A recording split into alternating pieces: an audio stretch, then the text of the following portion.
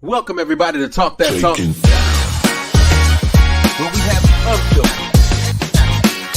unscripted, uncomfortable conversation.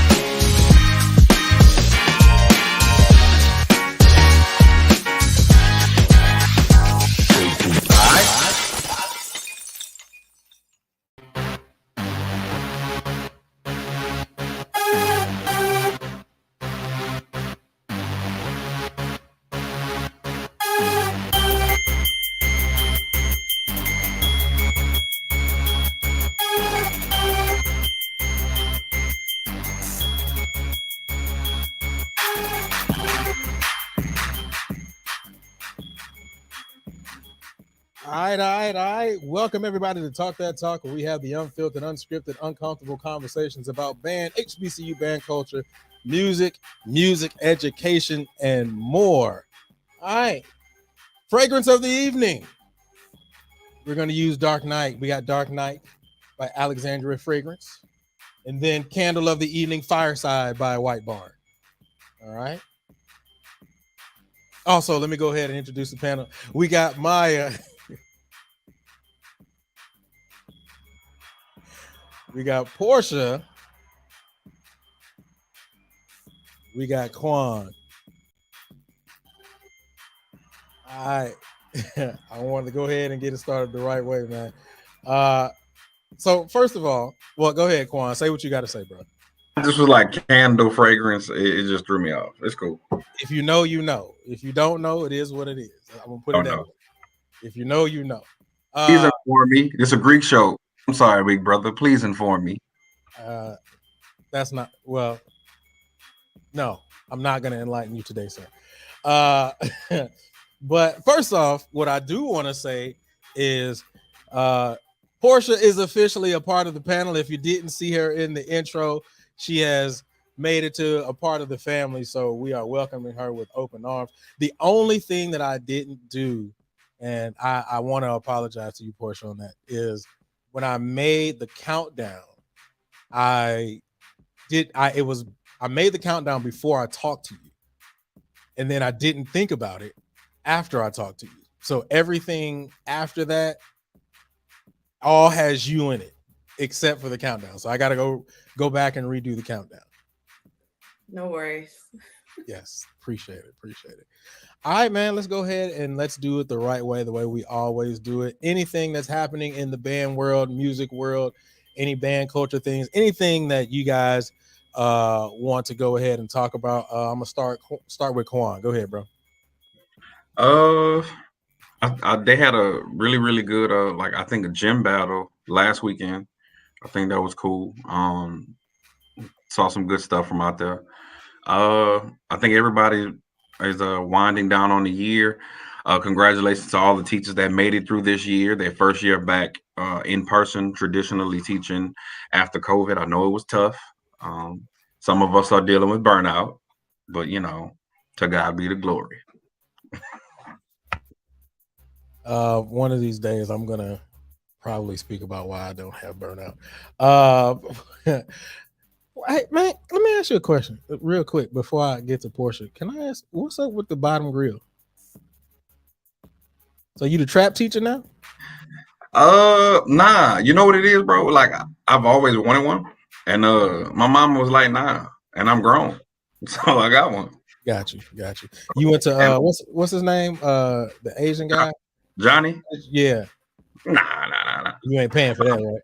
Nah, but I went to Kings though. Shout out to H-Town with the Kings though. Flea market? That's still open. Right, they moved it. Yeah. It ain't as fire as it used to be though. Nah. Anybody from H-Town that remembers King Flea Market back in the day, back in the 90s? That 2-story one? Yes, sir. Hey, yes, sir. That's when I had got my first beeper. And I was like 10. I got my first beeper. My brother bought his speakers. I bought a throwback jersey. I got my mom anklet. I had got a DJ Screw burn CD. Man, that's where you had to go to get all the screw tapes. Yeah, and then I ended up getting that UGK Riding Dirty and Dirty Money CD. So yeah. Man, look, all of my Houston accents about to come out right now, man, because when I tell you, man, that's where you had to be, man. You can go ahead and get your baggy fits up there, man. If you were trying to go and get hit your edge up straight, you can go walk in there, man. I'm telling you, go upstairs and get that what was it, the Frito pie joint, man. It was off before you go to Astroworld. Yes, sir. Yes, sir. And ball out. So yeah, I feel you. Already. All right, Portia. Sorry, man. I went on the tangent. My bad. Portia, anything, man, musically or anything this week? A couple of different things. I'm gonna start off kind of sad. It's been a rough week for the Spartan Legion. A rough couple of weeks. We lost one of our students. We've lost people out of the band that kind of marched with us and Julian and everybody, but to lose an active student, Joe Branch. Has been a bit rough. So keep the Spartan Legion in your prayers. It's been real crazy.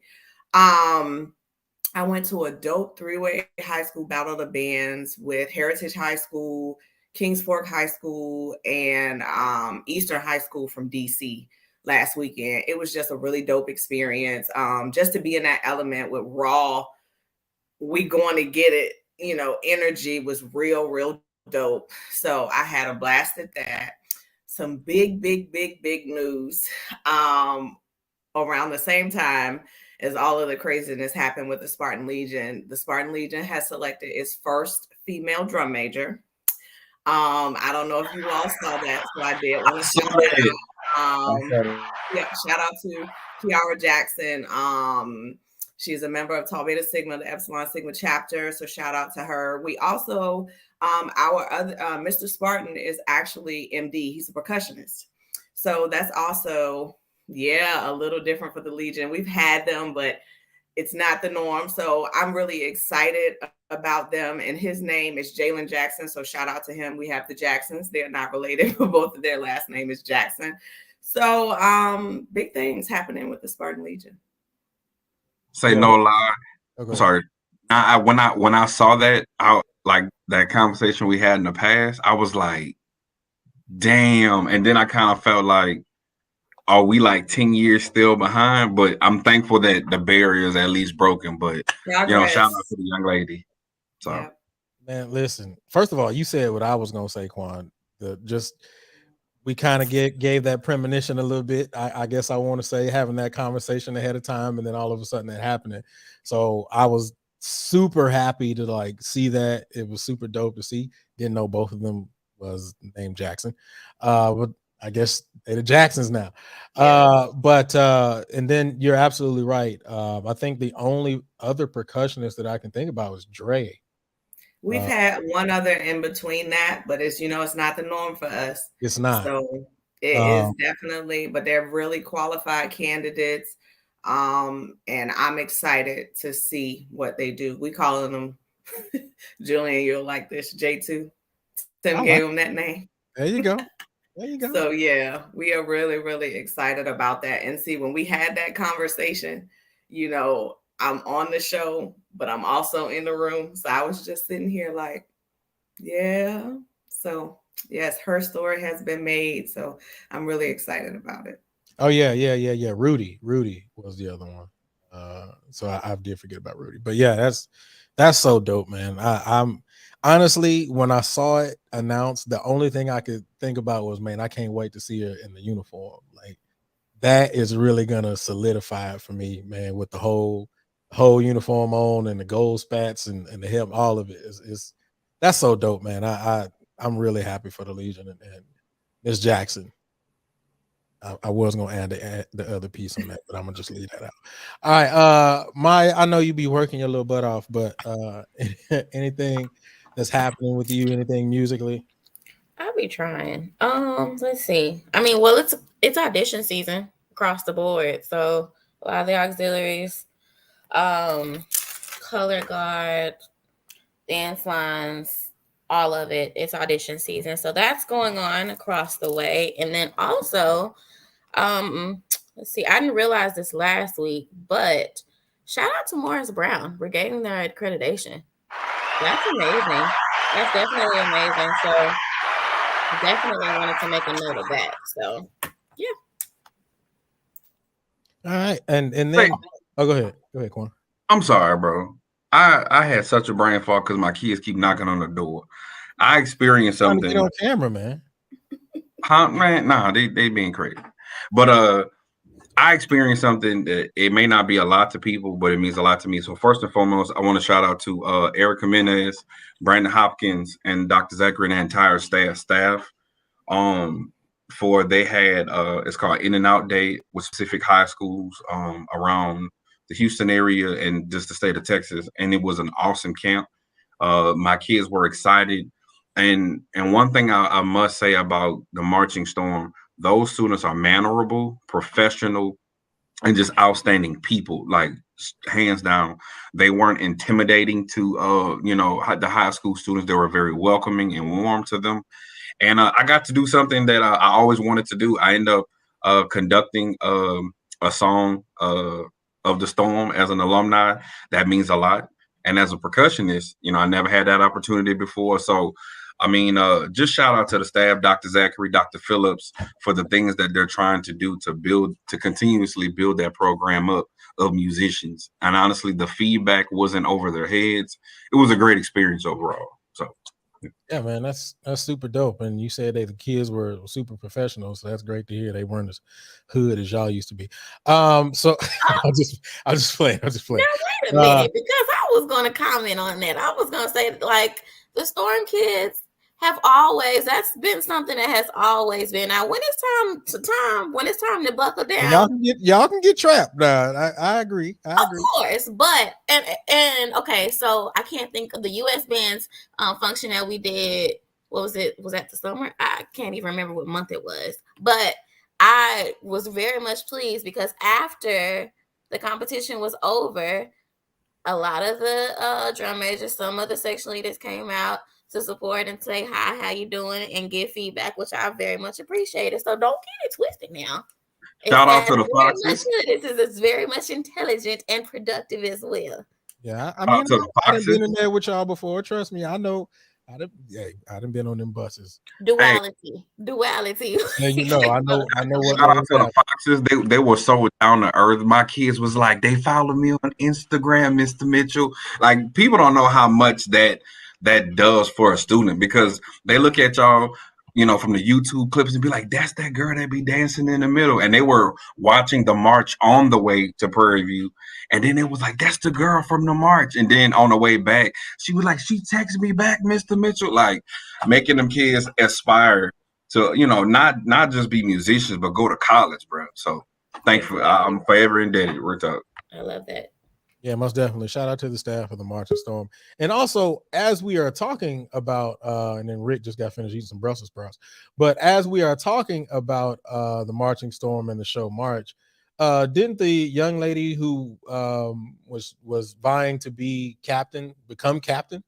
So she got Shelby. Yep, absolutely. Yeah. Congratulations to Baby Fox captain. She's this year's captain.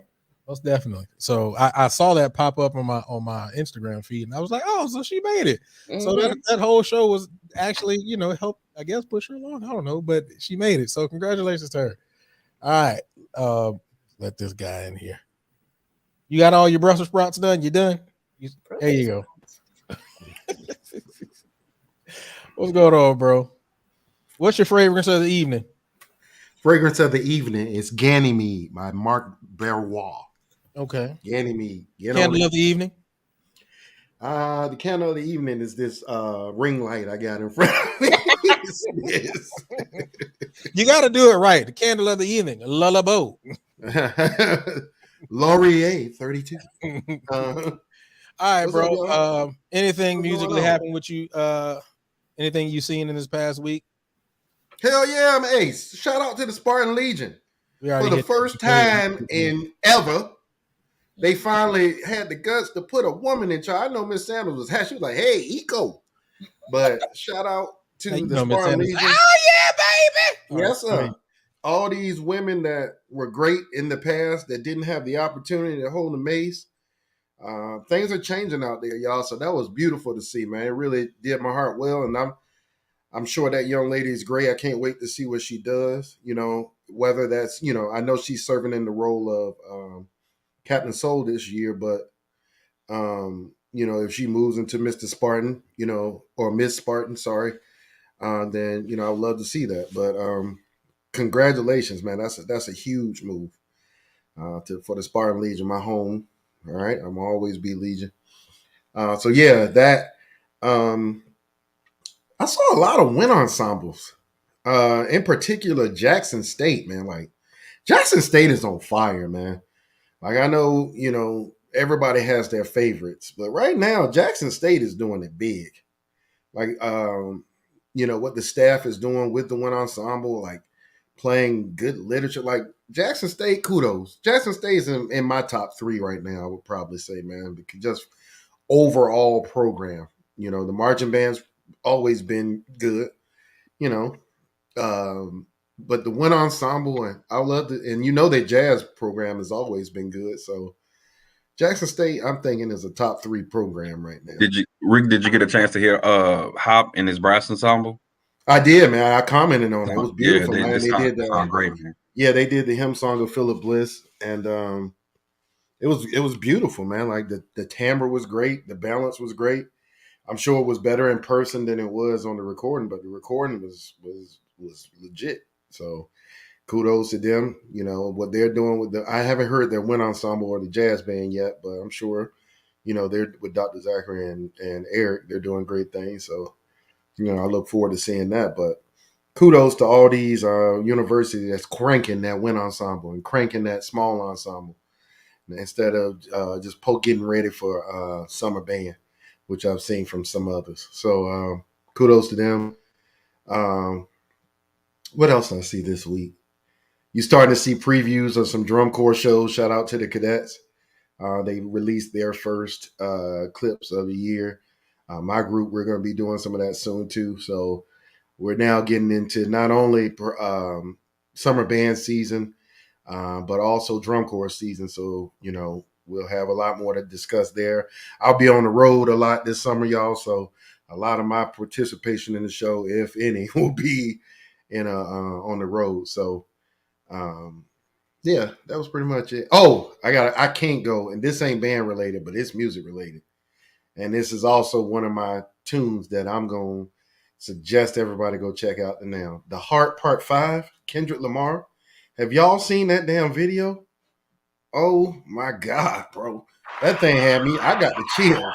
Like, that video is incredible. So it's a lot happening in music right now, man. Congratulations to all these graduates out here. UConn, we just had our graduation this weekend, y'all. I'm a semester away from finish. So I'm excited about that for myself. But all these graduates that are, getting these degrees, going out in the work field, good luck to you all, man, and congratulations. So that's it. The family is preparing our trip for that. Graduate. So I'll just let you know we'll be up there. All right. Also, big shout out to Emily Foley. One of our new subscribers just came in the email. So big shout out to Emily. All right, let's keep this thing rolling and let's get to these topics. First thing I want to say is we are, like I said, or like we have advertised, this is going to be Greek show number 2, and we're going to go a little bit deeper, get a little bit more deeper in these conversations. I mean, if we end up throwing a chair or something like that, it'll be all right. We'll make it through. We'll still love each other at the end of the day. All right. Well, except for Quan. We ain't going to like Quan at all.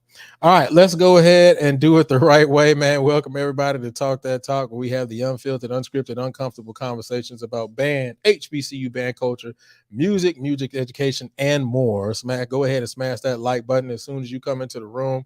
Do not stop smashing that like button as you are watching. We want to keep those likes up the whole time. All right. And also, please make sure you subscribe to the Passion Is Network and turn on notifications. This episode will be up on all your podcasts and areas. All you have to do is type in Real Talk That Talk, or if you are on Apple Podcasts, just type in Talk That Talk. It'll pop right up, and then you'll be right there. All right. Let's go ahead and get into these topics. Smits Daddy. I smitted myself. I'm sorry, y'all. My bad. I didn't do what I was supposed to do. All right. Because you sponged your hair. Chop. You say what? I say it's because you sponging your pretty hair now. Right, that man got that I'll be sure going on. Absolutely, man. Hey, man, look, I'm cute. Let me tell you how this ended up happening. So I was growing my hair out because I had told you I was growing my hair out anyway, right? And so I called Rick. I think it was a couple of days ago, and then Rick was like, "Dog, when you gonna get your hair cut?" I was like, "I'm not gonna get my hair cut." I was like, "Why?" He was like, "Because you look like you homeless." I'm like, "What?"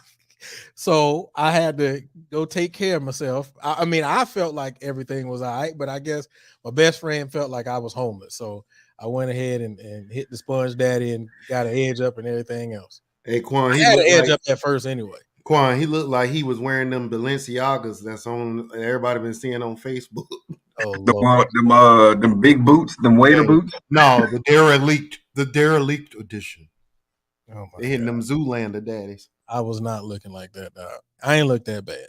Good Lord. Anyway, let's go ahead and get this stuff started, man. Once again, this is a complete Greek episode. We may tie it into music and band in some type of way, but I'm gonna figure it out. All right, let's do it. First question of the evening: has social media diminished the Greek experience? Has social media diminished the Greek experience? Which way I want to start? I'm gonna start to my left. Maya, you got it first. Please don't stretch your face. You ever seen Hook? Anybody ever seen the movie Hook? And then they start messing with his face, and then like, oh, there you are, Peter. That's what I just thought about when Maya pushed her face back. Because this question stresses me out already. As always, what do you mean by that? All right. So when the question, so I only have one question in here that I posed. I just want to put that out there. But when the question was posed, it was posed in a situation of saying or looking at it from the lens of, do people feel like they have lost that, I guess you want to say, what's the word I'm looking for, Portia? Give me the word I'm looking for. My brain is went out. Connectivity, relationship. Yes. There we go. Those kinds of things. Like, is it as exciting? Is it as exclusivity? prominent? There we go. The exclusivity. Thank you. Mm-hmm. Oh man. I'll go first, Maya, if you want. Okay, and I would go too. But go ahead, Portia. It's your question, so go ahead.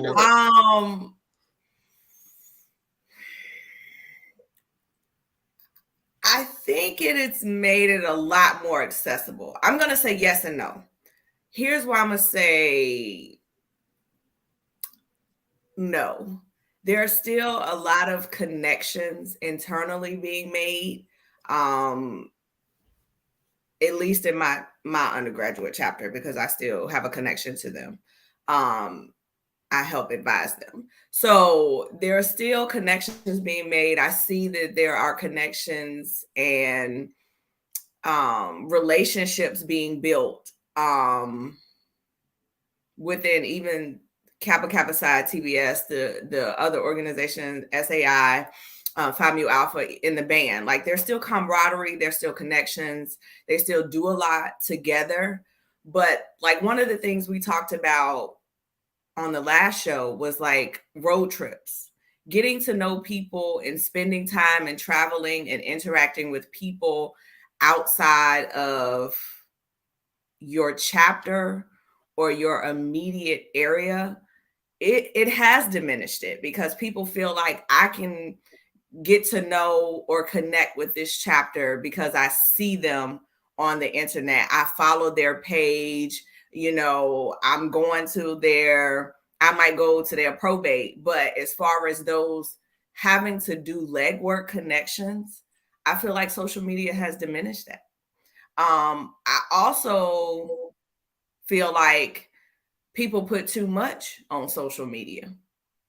So I think that some of the stuff that used to be sacred is not so sacred, because it's all over the internet and social media when it shouldn't be.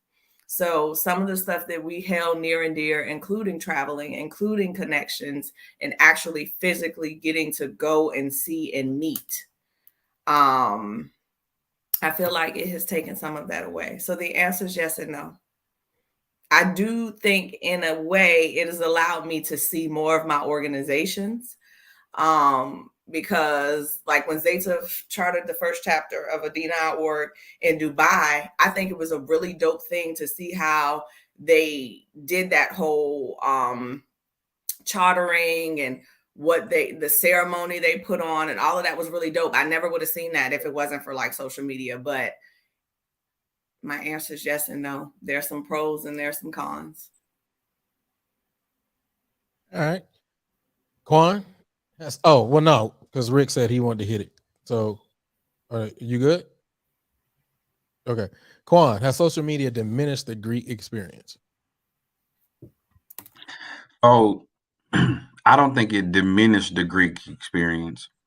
I think what it has done was made more, we say in the South, GDIs, goddamn individuals, to be disrespectful with it, because we put it out there. So I agree with Portia when she says, you know, it's certain things that we did amongst ourselves that we handled it with discretion, and now everybody's putting it out there. And so now you have these aspiring individuals, or you have these individuals who don't understand the concept of discretion, and they just put it out there. Like, I mean, there was a recent situation, I believe a week or two ago, where they had a Soror. She was a member of Alpha Kappa Alpha. She was a high school student. I'm sorry, she wasn't a member, She was a high school student. It's like she dressed up, throw the pinky up and everything. And even in the midst of them trying to educate her, she was like, I said what I said. I'm going to be, this and this member. And I think because of the accessibility to Greek organizations, people feel like I'm entitled and I could do it, blah, blah, blah, blah. But that still doesn't take away from your experience, right? But networking is easier now because the truth be told, that's the whole purpose of being in the organization is to grow as an individual, but network. You know what I'm saying? So I think it has its pros and its cons, but I also think where social media has diminished it, now we are trying to tear each other down when one falls short of something.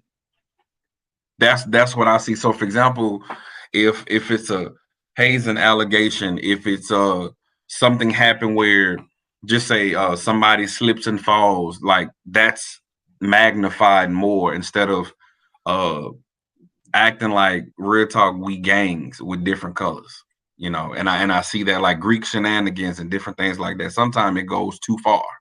You know what I'm saying?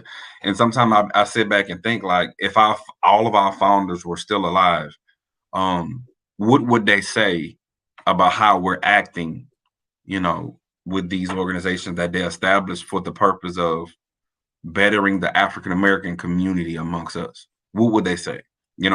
I think it's great. Through this time I've learned Rick, he's an Omega. So I would put him in. I only have a handful of like close Omega friends. He's in that group, but the way he carries himself, and I think that's commendable. To have that, even though he's in a separate org, I can respect him for who he is and what he's done for that organization, vice versa, so forth and so on. All right. Rick, has social media diminished the Greek experience? I got a couple of responses here because I think Quan and Portia both have brought up some brilliant points, a lot of which I had, but I want to look at them from a different perspective. I think it depends on your age.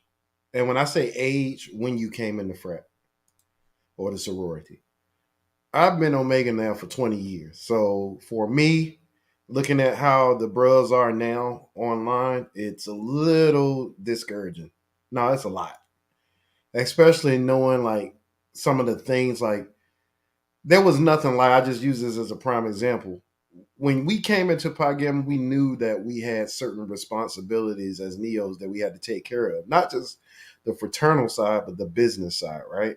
We knew every Friday we wore dress clothes because we had to present Omega not only as the Q Dolls, but as Omega men. We knew on Thursday, on Wednesday, we had frat night. That was our mandatory fellowship. These were things that my chapter did, that were traditions that were passed down. But we also knew we had to do things like the homecoming and Labor Day tailgate. Those were staples on Norfolk State Camp. Everybody knew that people made plans for homecoming. All right, we're gonna get some of that blue juice from the Signals. We're gonna make sure we got that. Then we're gonna hit that Q tailgate because the Qs feed the whole campus. My chapter used to feed the whole campus. You came to our tailgate, you still in line, you got a plate. Those type of traditions are gone because the younger generation doesn't have the opportunity to make the revenue that we did.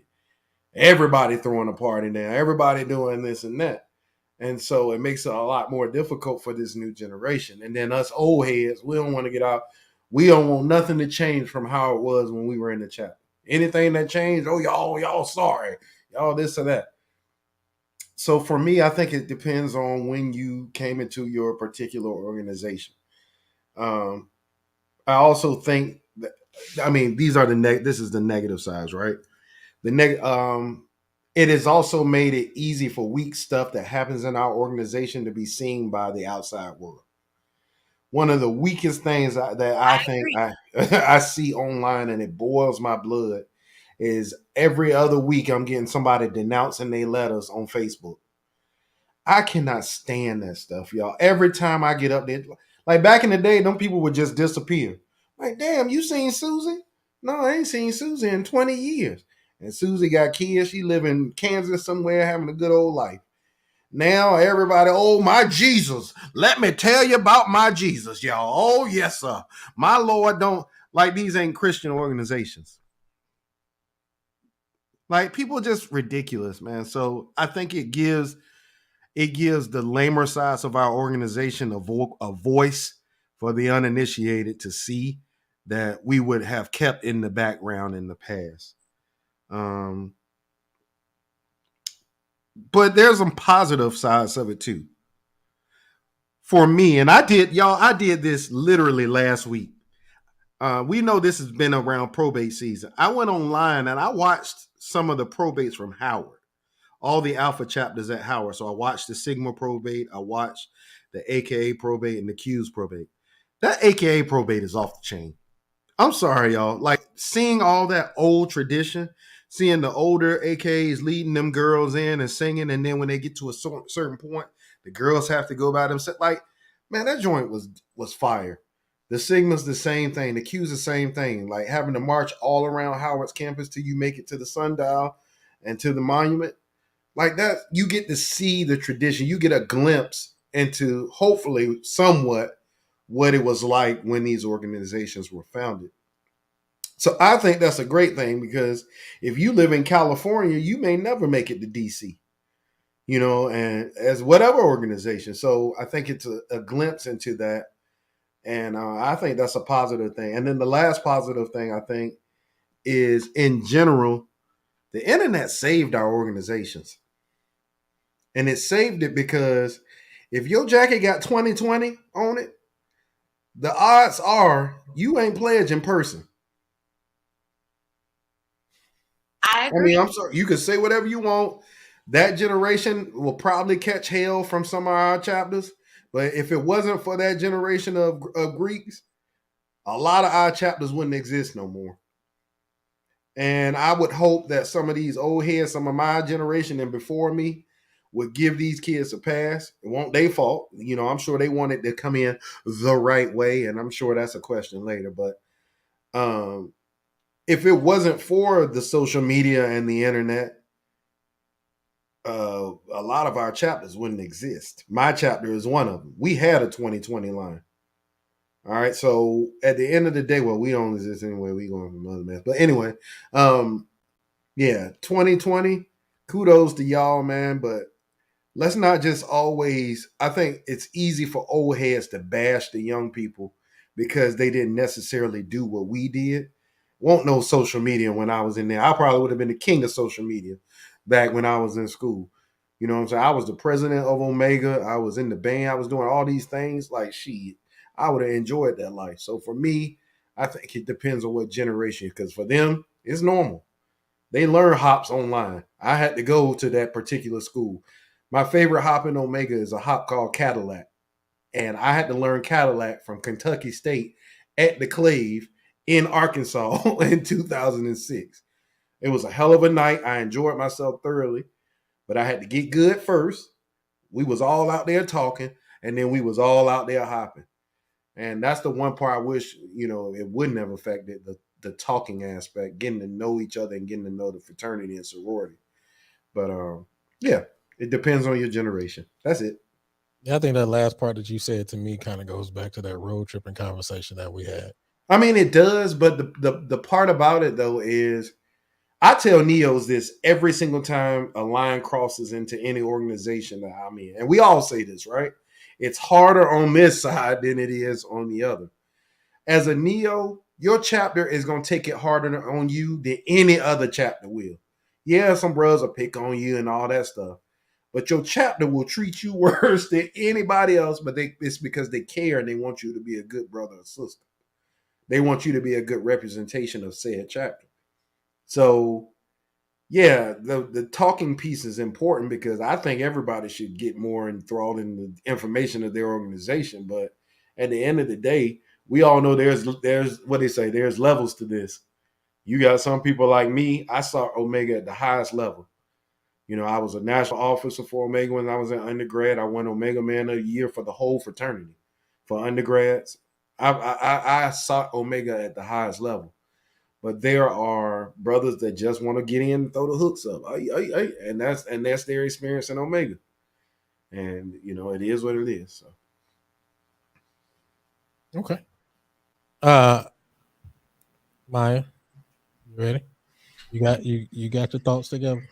So it was more so of how to attack the situation, right? Because there are so many different ways that we could come about this. And so I was asking, like, what do you mean by what, to kind of see from reference. And I think that, Brownie, you made a good point. I think it does depend on your age or what you're most accessible or what you feed into. Because when I read that question, the first thing that came up to me is what I recently saw on Twitter, maybe, I don't know, a few weeks back or what have you.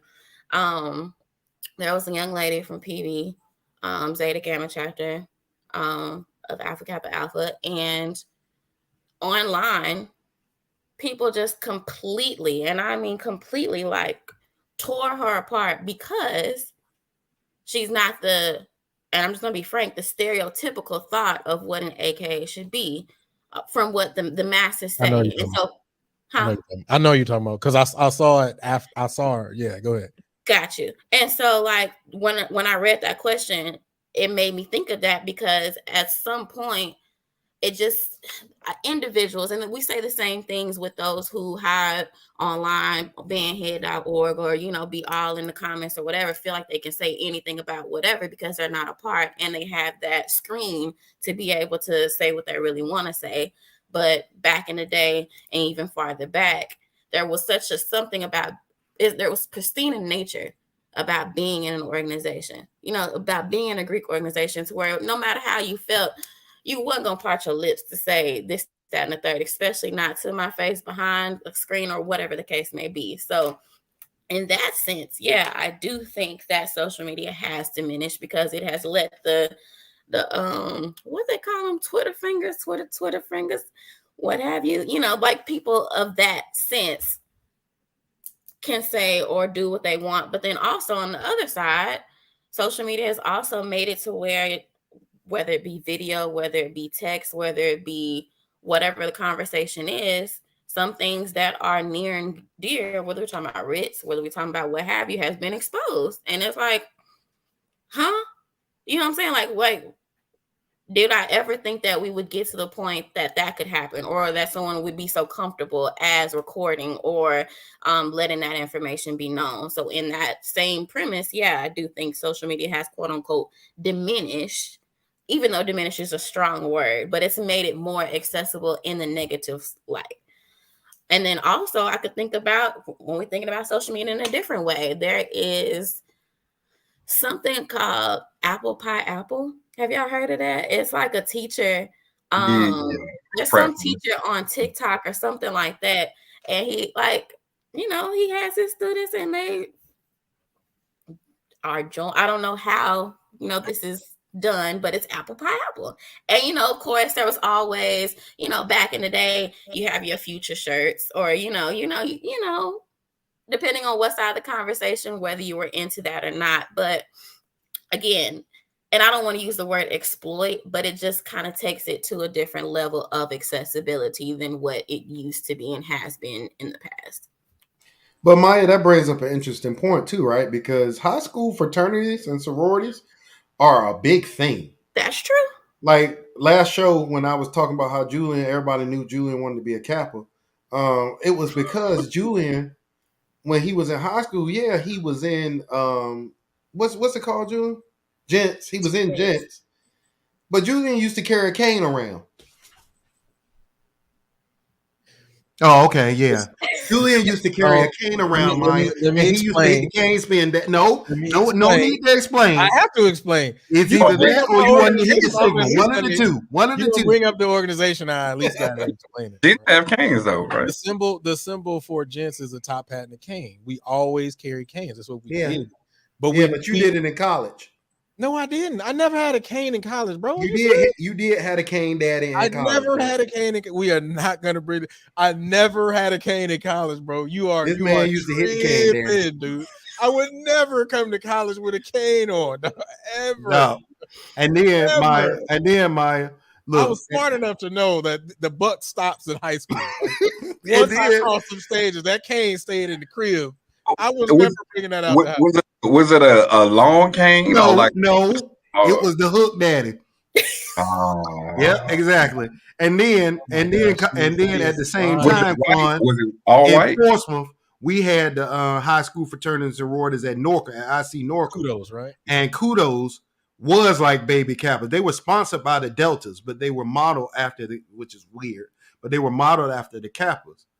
So then there was another, like there were all these different organizations for high school kids. And it was like these high school kids, they was getting at them kids, like whipping their ass. And I'm sitting there like, bruh, this high school.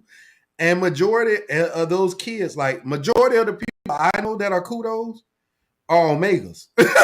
Like to this day, most of them are Omegas. But in high school, that was like it was a popularity thing. You know what I'm saying? Like being a part of something. So Maya, that's a really interesting point. I will tell you this: most of everybody, at least that I know from my chapter of Gents, became alphas, except for I think one or two people. I think one became a Kappa, and another one became a Q. But I would tell you this, and Rick, you're absolutely right. I got my drug in high school. Like when I tell you pledging. I'm gonna quickly just tell this story because he's not lying. Like first of all, my brother was a gent, and he did gents at Sharpstown High School back in his day. And then when I came over to Willow Ridge, my brother was a gent. I looked up to my big brother, so I wanted to be a gent too. I was like, man, that Jones cool. But when I got online, and I pledged twice. I pledged twice for gents. I pledged one time, and I did 2 weeks. And then after I did them 2 weeks, I ended up not crossing. I ain't gonna tell that story. But then I came back and pledged again in 99. And yeah, no, I pledged in 99. But when I pledged, when I tell you, man, like, bruh, that's when I first learned that's when I first learned Invictus. That's when I got the experience of a lot of things. After I crossed, that's when I was doing a lot of cane spinning. I was sweet on the cane. I ain't gonna lie, but I ain't gonna say I wanted to be a Kappa either. But my point is, I mean, Rick is absolutely right. When we are younger, and these younger kids, I mean, it is kind of like a popularity contest, because for us, like when I was in high school, we had, I think it was 5 other organizations. It was Gents, Esquires, Da Vinci, Fermata, and I can't remember the other one. It may have been just us 4. But for us, we had step shows. We did the airtight step shows every year, and it was like the battle of who was, the top dog in the city, the top dog on your campus. And, for us, Gents and Esquire was going back and forth for years. And I don't know if it's still prevalent today, but I know for us, I mean, Gents was started in 64. Esquires, claim they were started in 62. We don't know. But, so there is history there. And so, like I said, it's years of us going back and forth. So I think Rick is absolutely right. I think that it does start at an early age, and our founder was an alpha. So that's kind of where it came from. Just like you were talking about the apple pie babies. If I don't know if anybody listening to actually watch the story of how that happened, but he came in, I think was with a shirt on, right? He was trying to say, well, this is my fraternity, Alpha Phi Alpha, and they heard apple pie alpha. Yeah. So and that's how it came to be. But I also think that that is kind of where that energy kind of starts from. I know that's kind of where it started for me. And so, and I got, and it's funny because I ended up finding out that there was gents in middle school, and I was upset because I was like, what? Like, y'all pledging them babies? Like, nah, y'all took it too far. But I mean, the inspiration comes from somewhere, and I think that now when you have social media that is so prevalent today that, and a lot of these kids, that's what they live on. That's what they know. We were born at a different time where social media wasn't a thing. For us, the biggest thing for us at least was TV. That's as far as you got. And if you wasn't hitting that TV, that is tight. But they're born in this age of social media, so they get, and they see these things, and they can easily go to what is it, the Greek page on Instagram. It's a couple of them, but yeah, but the one that always has the Greek video, shenanigans. Greek shenanigans. You can go on Greek shenanigans and just see a bunch of stuff and be either inspired by it or laugh by it. You know what I'm saying? And so I agree, Rick, with what you said. Let me ask you guys this question. As you guys were talking, I'm even like super surface, right? Like you have your little bootsies out there, right? Who has taken it and just ran with it. Even something as simple as certain moves and steps, do you feel like social media has just kind of ruined that as well? But I don't think that's specific to just fraternity, right? Because the Bethune-Cookman drum major is viral right now. The little foot slide daddy. True. You know what I'm saying? 2 months. Yeah. But here's the thing. I got a personal feeling against that though. Like I think it's kind of cool that people are doing it, but I also feel like it's kind of like it's not only just Bethune's thing, but it's the band culture thing. And I feel like it's now just, to me, in my personal opinion, been made a mockery of. Well, no, it's not made a mockery of. They just did a poor job of introducing it. If they would have put it out there as something that comes from the HBCU world, it could have been something that was hella good for the HBCU community. But it just came out there because some random guy saw that video. Because I've seen that video of that Bethune-Cookman drum major doing it by himself. And it's sweet. That dude was hella smooth with it. But it wasn't introduced as, hey guys, this is an HBCU band thing that we are all making viral. Bethune could have made big money off it if they were. But that's the thing, Rick, like when we talk in past shows about protecting the culture, it's like, and I think that's one of the issues, and we could even tie this to the Greek life. It's just certain things that we put out that we just don't protect. And because we don't protect it, it's now exposed for the masses. And I think people don't understand that what a digital footprint is and how long it lasts. It lasts forever. Like when you put something on social media now, you could put it on up there for 2 minutes and you think, well, I'm gonna just hurry and delete it. Somebody has already screen recorded it and then reposted it. And now you have to regret what you posted for 2 minutes. You posted it 2 minutes, but now it's lasting 20 years. Well, I don't know, because that Gip interview still ain't made it back on the internet yet, and everybody wanted that. So nah, but people have it though. Like I know. I didn't see the live. I saw the recording. That's what I'm saying. So people like Quan, you're right. People have it. People have it. Like people have it, and because there's certain groups that I'm in, and they were like, y'all heard this part, and then they reposted that part within that group. But I mean, I just think it goes back to protecting the culture. We're not protecting our own, organizations and the Divine Nine like we should. We're not protecting our own band culture. And I hate to say it like this, but for the most part, Black culture is just not protected, period. And but Quan, I think it's deeper than that, right? I think it's enablers. Because I looked in, I saw Bailey is here. Bailey was the first person I saw that posted that high school girl that you was talking about. But she was being empowered by her mama. Yeah. If her mama would have shut that down, it wouldn't have even been an issue. We got Black Greeks that will put, and rightfully so, their child above the organization that they're in. But that doesn't give your child the freedom to do whatever the hell they want just because you in it. Like I tell Tiffany all the time, what I have to be Omega, I don't want our kids to have to do that. But I also think part of the problem is that, future this or future that makes sense to me. But I see a lot now where, during Black History Month, they'll put children in official paraphernalia. That's not okay because they're not in the organization. So then they grow up confused. Right. But I grew up too. Oh, go ahead, Portia. I grew up in Zeta.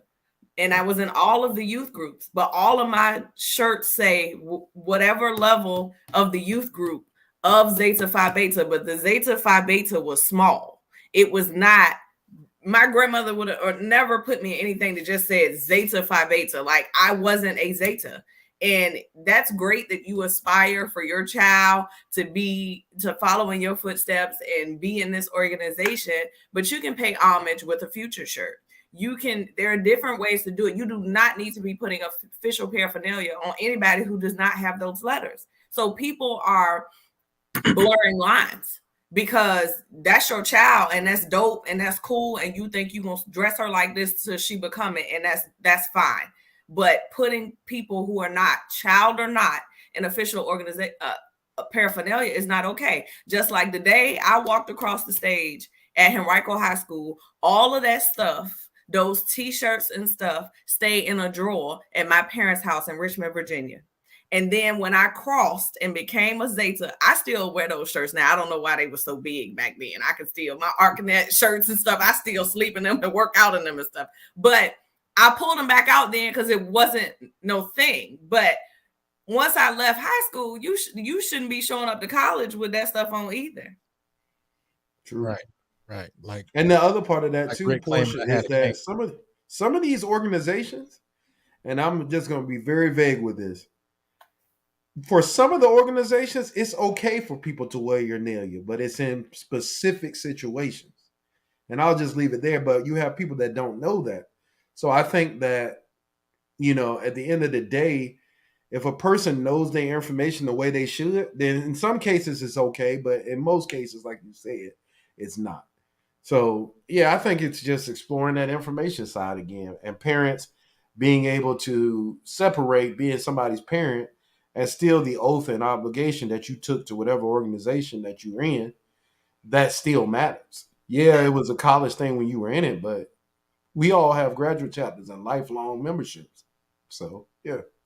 And even as I never thought about this, even from the movie aspects. Like there are certain movies in Hollywood, they doing it too. I mean, I know it was a big thing with the person with Insecure, but if you look at like even for our frat brother Jesse Owens, peace be unto him, when it came down to that movie, that dude had an A. That's it. You know what I'm saying? Just to pay homage to it, him and his track brother, they had an A. They didn't have no, and it's like, but the producers or whatever respected those organizations. When anytime you see Dr. King and his movies, they only have like a Egyptian or a Sphinxman, but they don't have the official crest. And when you do see it, those actual members are in. That's the difference. But again, going back to protecting. But then you got movies with. Issa Rae. Go ahead, Portia. Go ahead, Portia. I about to had say, people unlike say, Issa Rae. She bringing, with the whole Insecure thing, like you bringing, me and Miss Sanders had this conversation. She bringing, what did they say? Recognition. No, sir. I'm sorry. I don't recognize Zeta if that's the case, or TBS or nothing else over here. Nope. If you gonna throw something on that's not who you are. I mean, I don't care that it's a movie. It's not flattery, to me. If you want to wear the colors and allude, but you got on full paraphernalia, she drinking out of mugs. It was too much for me. But the other part of that, And that's why I could respect what happened on Bel Air, because Yamakra wasn't an alpha, and they didn't put him in no para, nothing. But everybody around him were actual alphas, but he wasn't one. And I respected that. He didn't throw no signs. He didn't do nothing. He just said. But that brings up a whole nother conversation, right? About how we quick to give the stuff away. We will give our organizations away fast. Like for years, everybody thought that Morris Chestnut was a signal. Morris Chestnut has said on numerous occasions he is not in anything. Yeah, he is not in an organization. I done seen Morris Chestnut be a signal. He threw the hooks up in Best Man. He been the bruh. Like Morris Chestnut is not Greek, but everybody think he is because we so quick to give it away. Like it's weird to me. Like that movie Brotherhood that was on Netflix had the bros mad. I know so many Qs that was ready to fight over that. Brotherhood? Movie. What's that about? The dude that play, have you seen that show? Not Grownish. I mean Grownish. The dude with the rat tail on Grownish. Yeah, he plays the main character, and it's on YouTube. But this bruh made the movie And long Oh, story that's short, Burning Sands. Burning Sands, that's what it is. Oh, Burning okay. Sands. Burning Sands. I watched that movie. I know I ain't bringing That's how I know I ain't bringing no Kane because he don't ever remember nothing. But go ahead. Rick. Hey, Burning Sands. No, Burning Sands was the. I watched that movie and that shit looked just like my process, dog. I'm sorry. Like it was so many things in there. I was like, yep. There were a lot of things in there. Not all of it, obviously. It's a movie. But ain't nobody ever spit in my face because we would have been two fighting motherfuckers, right? But anyway, but I know bros that was so mad. He went to Virginia State, the guy that made that movie, and he's an Omega. He went to Virginia State. They kicked him off the yard. Get off our campus, dog. Get off the yard. Like they kicked him off campus Because they were so upset. But see, for me is I understand like what he was trying to do by bring awareness, but it also, in my opinion, that diminished Greek life, like for Divine Nine, because all chapters don't operate like that, bro. Right. You know what I'm saying? And it's like, and I think I read one review that said, well, he was trying to bring, awareness like what happened with Robert Champion. But every organization don't even get down like that. And some of them not that wild.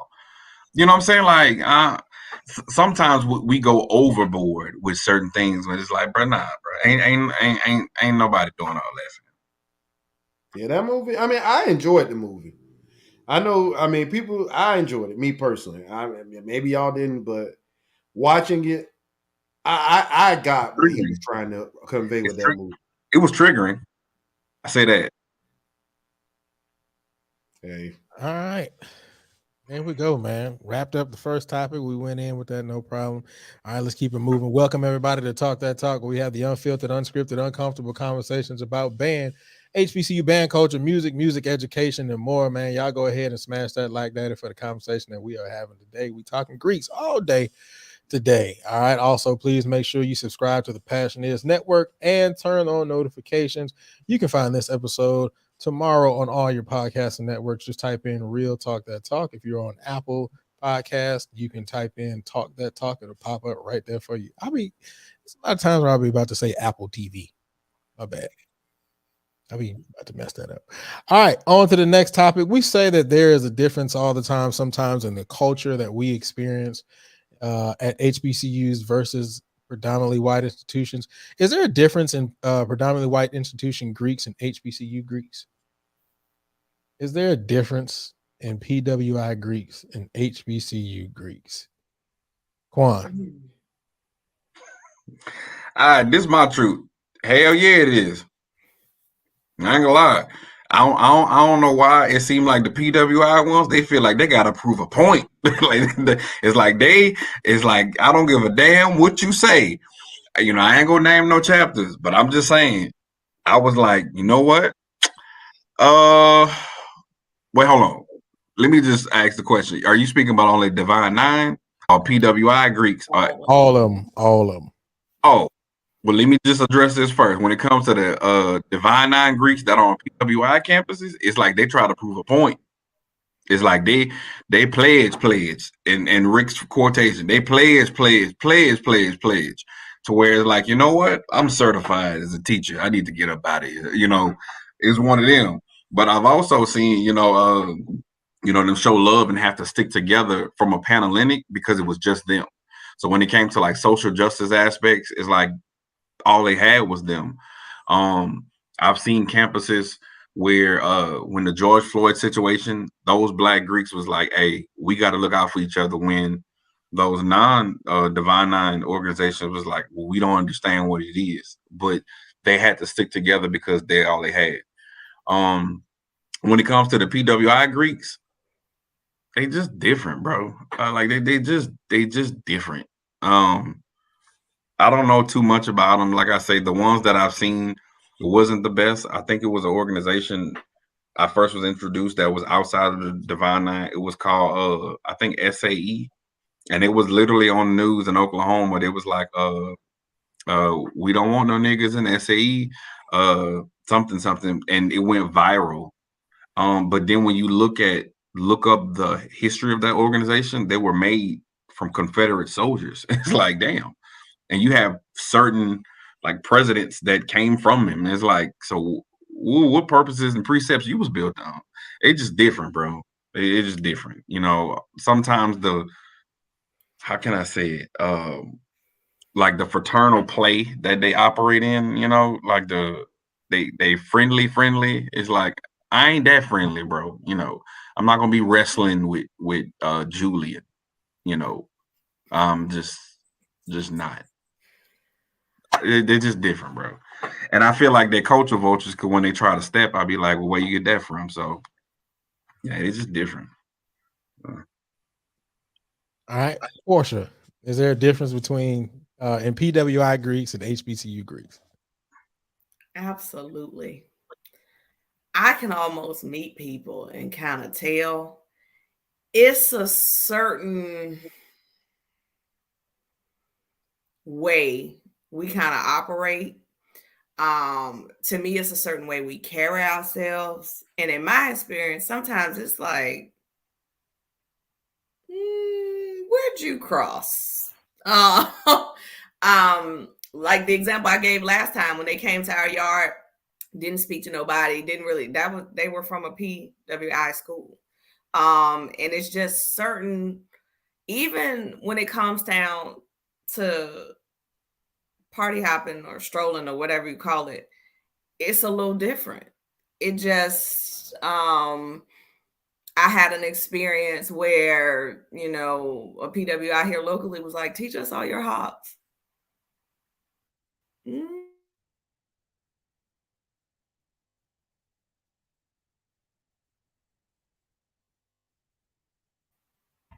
That's not something we would do or ask for or anything. So I don't know. It's just interesting. I've had some weird experiences with PWI Greeks. Not all of them, but some of them.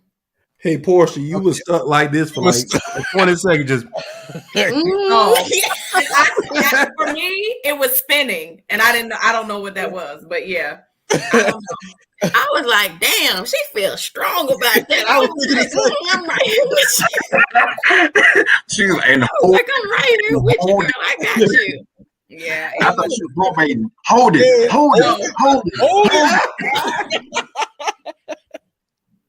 No, but yeah, it's a difference. And it's just some stuff in my experience that they would do or kind of approach things in a way that we would never. Now, that's not all of them, but the majority of them, it's a little different. Agreed. Absolutely. Chuck, Rick, before I get to you, Chuck, you are absolutely right. Troy State KK side used to get down back in the day. I remember that. All right, Rick, is there a difference in PWI Greeks and HBCU Greeks?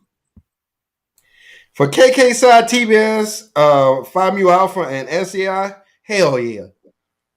And in particular, it's because those organizations on Black campuses are required to live the Black fraternal experience. They're required to step.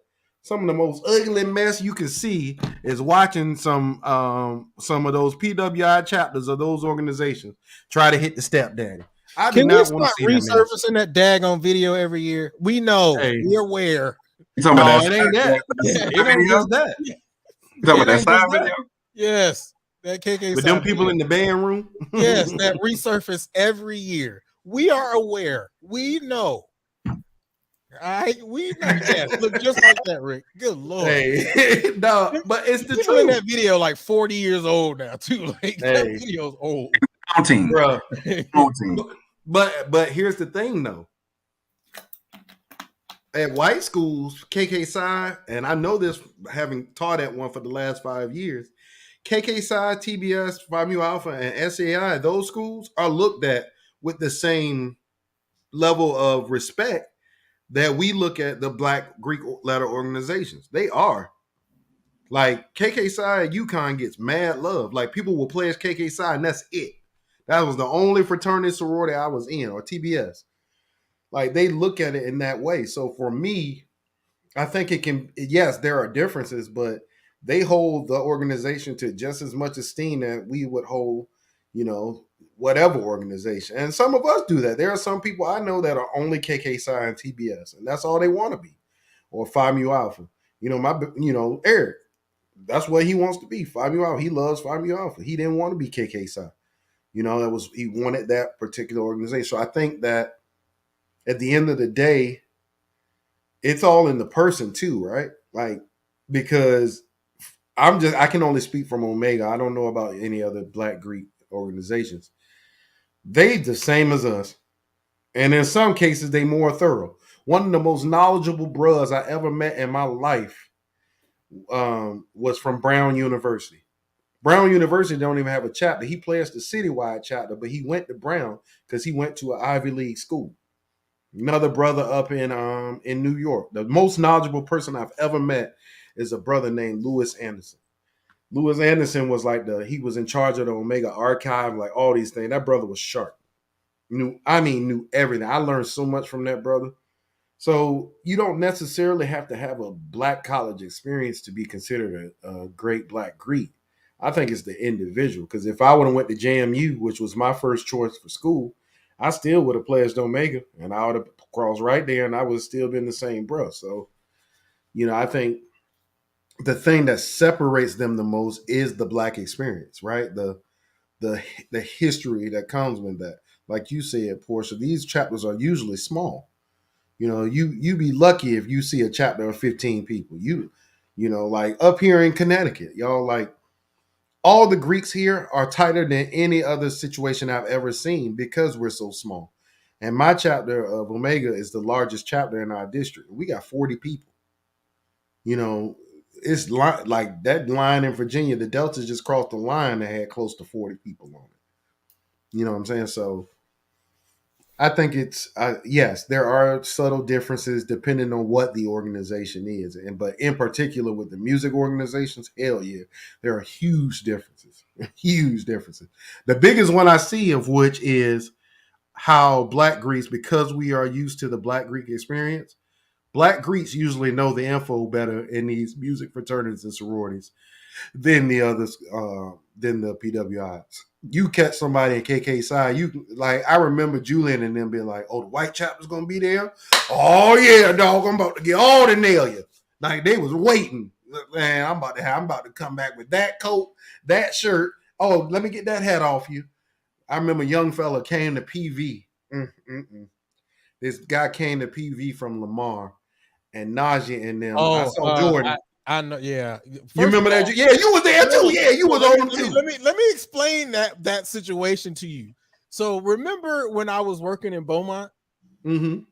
He was the other dude that was coming up to the school working with us. Yeah. And when he crossed, I ate his butt alive, dog. And then I was like, bro, you can't go around other people acting like that, bro. Like you need to learn. Like you need to get your info right, bro. Like you can't come to me and act like you good. Like you ain't good. Don't come around me wearing that if you can't be able to defend it, right?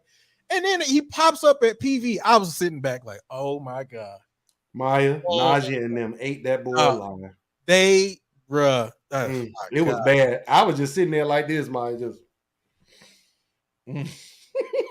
like they ate that boy alive.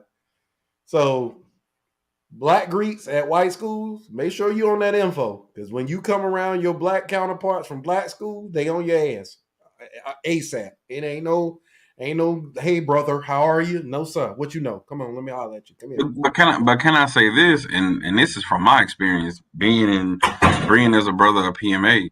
One thing, and I say this to the general president. One thing going to TMEA, bro, you be seeing them white brothers, and you see the shirt on, they won't even speak. Some of them, like, and I think that's why sometimes as African Americans we develop that attitude, like, man, we won't fuck with them then, because like you know what I'm saying, like there's no way as an Omega you see another Omega, I don't give a damn where y'all at, and you're not going to approach that brother. For all of us that are Divine Nine, you see another Zeta, I want to make sure I do it right. If I mess it up, you're not going to see another Sora and then you don't speak. Same thing for Maya. You're not going to see another Tau Beta Sigma sister and then you don't speak.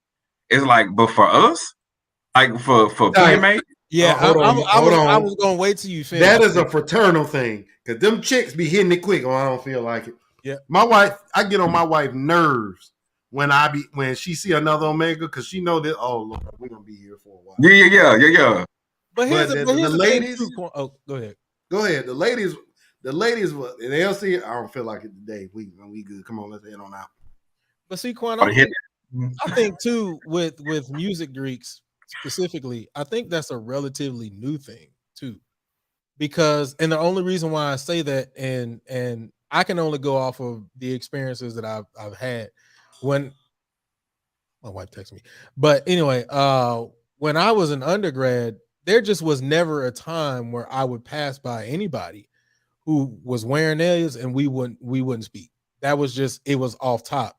The first time that I went to the Honda Battle of the Bands in 05, even seeing PMA, like they didn't walk past each other and speak. It didn't matter if he was black, white, or whatever. They were going to speak to each other. It's only now, like I've watched KK Side walk past each other and not say anything. I've watched Phi Mu Alpha walk past each other and not say anything. Like I think it's a relatively new thing. That's just my personal opinion. Right. And so for me, that's why I say I've been PMA since 08. And I think the difference is at Honda, some of those, not saying all, but some of those white counterparts that's in that fraternity, they understand somewhat of black culture. If you go into Honda, like, this is black bands, you feel me? But when you're at a convention and you see PMA going straight across, they'll like look at you and like walk past you like it's nothing. But then you'll see each other at the step sing that we do, and then it's like, hey, like, we're like, why are you acting like that? Because the whole point of the fraternal experience is your ritual was exactly like mine. That's what makes us brothers. You know what I'm saying? And our obligation binds us together. That's the whole point. But for you, like, I feel like, and I don't want to say it's racism, but I don't know what's the proper. I don't know if it's etiquette or what. But there's no way I'm gonna see another alpha somewhere else and we don't acknowledge each other, and group each other up, and after we do our charges or whatnot. I just don't see that, bro. I just don't. Well, Maya needs to go, so I'm gonna shut up. But Quan, the only difference there really is that for a lot of the white fraternities and sororities, including the ones that we're in, their fraternal experience is chapter only.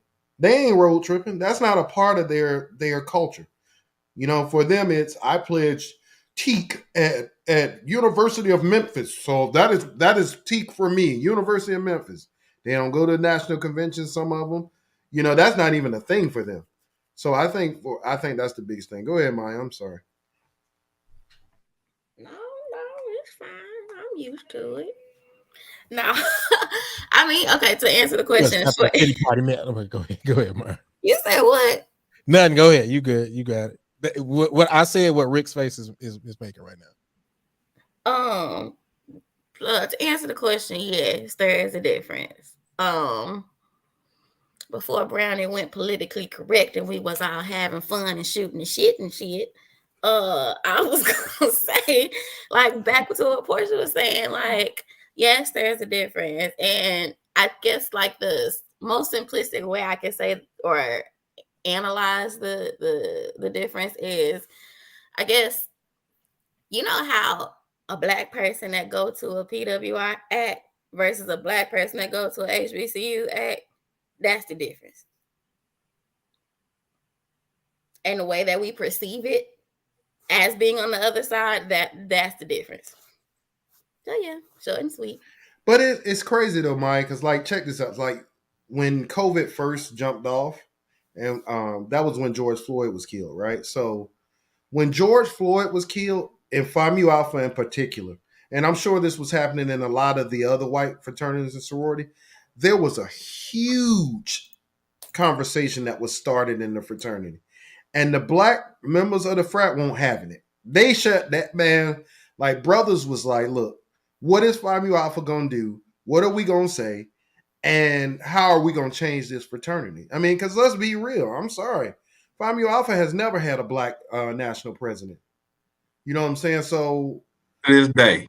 Right. So what we doing? KK Psy has, they had Melvin Miles, they had some other brothers, but and if I'm not, yeah. So at the end of the day, brothers was like, look, what are we gonna do to change this? So you had like this huge debate going on. And Fabio Alpha was smart about it. It's like, okay, we hear you, brothers. We want to talk to you. So they talked to me. They talked to a number of different brothers. There's some very successful brothers in Fabio Alpha. There's an astronaut that was on that call with us, y'all, when we had that type of conversation with Fabio Alpha. And the fraternity said, okay, we're going to do what, we're going to respect both sides. Because obviously Fabio Alpha also has some conservative people too, whatever. But it's like that George Floyd thing sparked this conversation in a lot of organizations. In every organization, really, schools started having this conversation. Politics, everything. So I think that as Black folks in particular in these white organizations, and I'm not speaking about the Panhandle side, just specifically the music organization. The only way, and Eric and I talk about this all the time, and I'm starting to lean to his side. The only way you can truly affect change is to have a seat in the room. You can't stay on the internet and complain about how terrible something is, and then when somebody approaches you to actually try to make change, all of our, the African American members, we got to get people in the room. And we can't be arguing, oh, that ain't the person that represents me, or that person ain't, let me go find. No.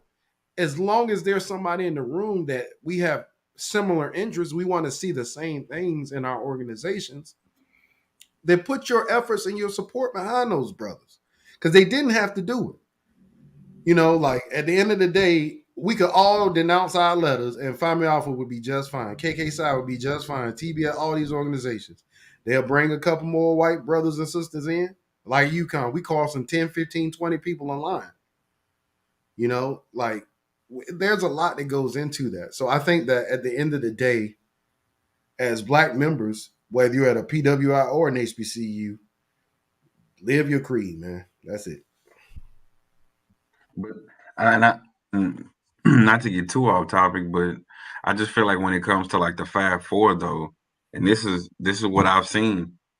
When it comes down to suspensions though, them suspensions be egregious, bro. For some of the same things that our counterparts do, like they get slaps on the wrist. They give these Black chapters death sentences, like no chapters, like no process for 10, 15 years. Like I mean, we could talk about this a lot because we're in, like, we see the best of both worlds of being in the Panhandle as well as these music organizations. And I ain't gonna lie, man, sometimes they do us dirty, bro.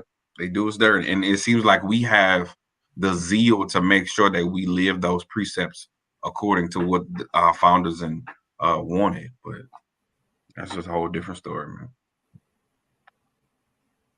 All right. Cool. Let's keep it moving. Woo. We're getting deeper and deeper because this next one's going sting a little bit. All right, welcome everybody to Talk That Talk. We have the unfiltered, unscripted, uncomfortable conversations about band, HBCU band culture, music education, and more. And y'all go ahead and smash that like daddy. Let's get these likes up. All right, also, let's please go ahead and subscribe to the Passioneers Network and make sure you turn on notifications. This episode will be up on all your podcasts and networks tomorrow. All you got to do is type in Real Talk That Talk, and it'll come right up for you, except for if you go to your Apple Podcast, type in Talk That Talk, and it should pop right up to the top. All right. Next topic. Start with Portia. I'm just go ahead and just let you know off top. Oh, Lord. Do you believe hazing has its benefits?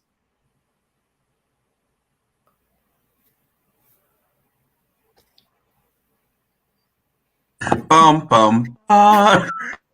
know you didn't ask me this question.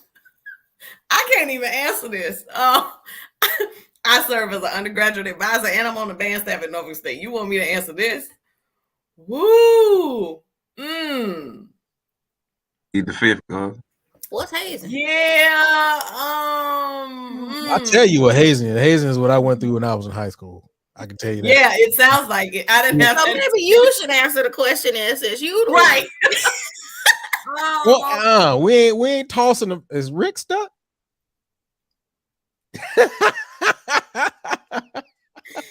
Yes.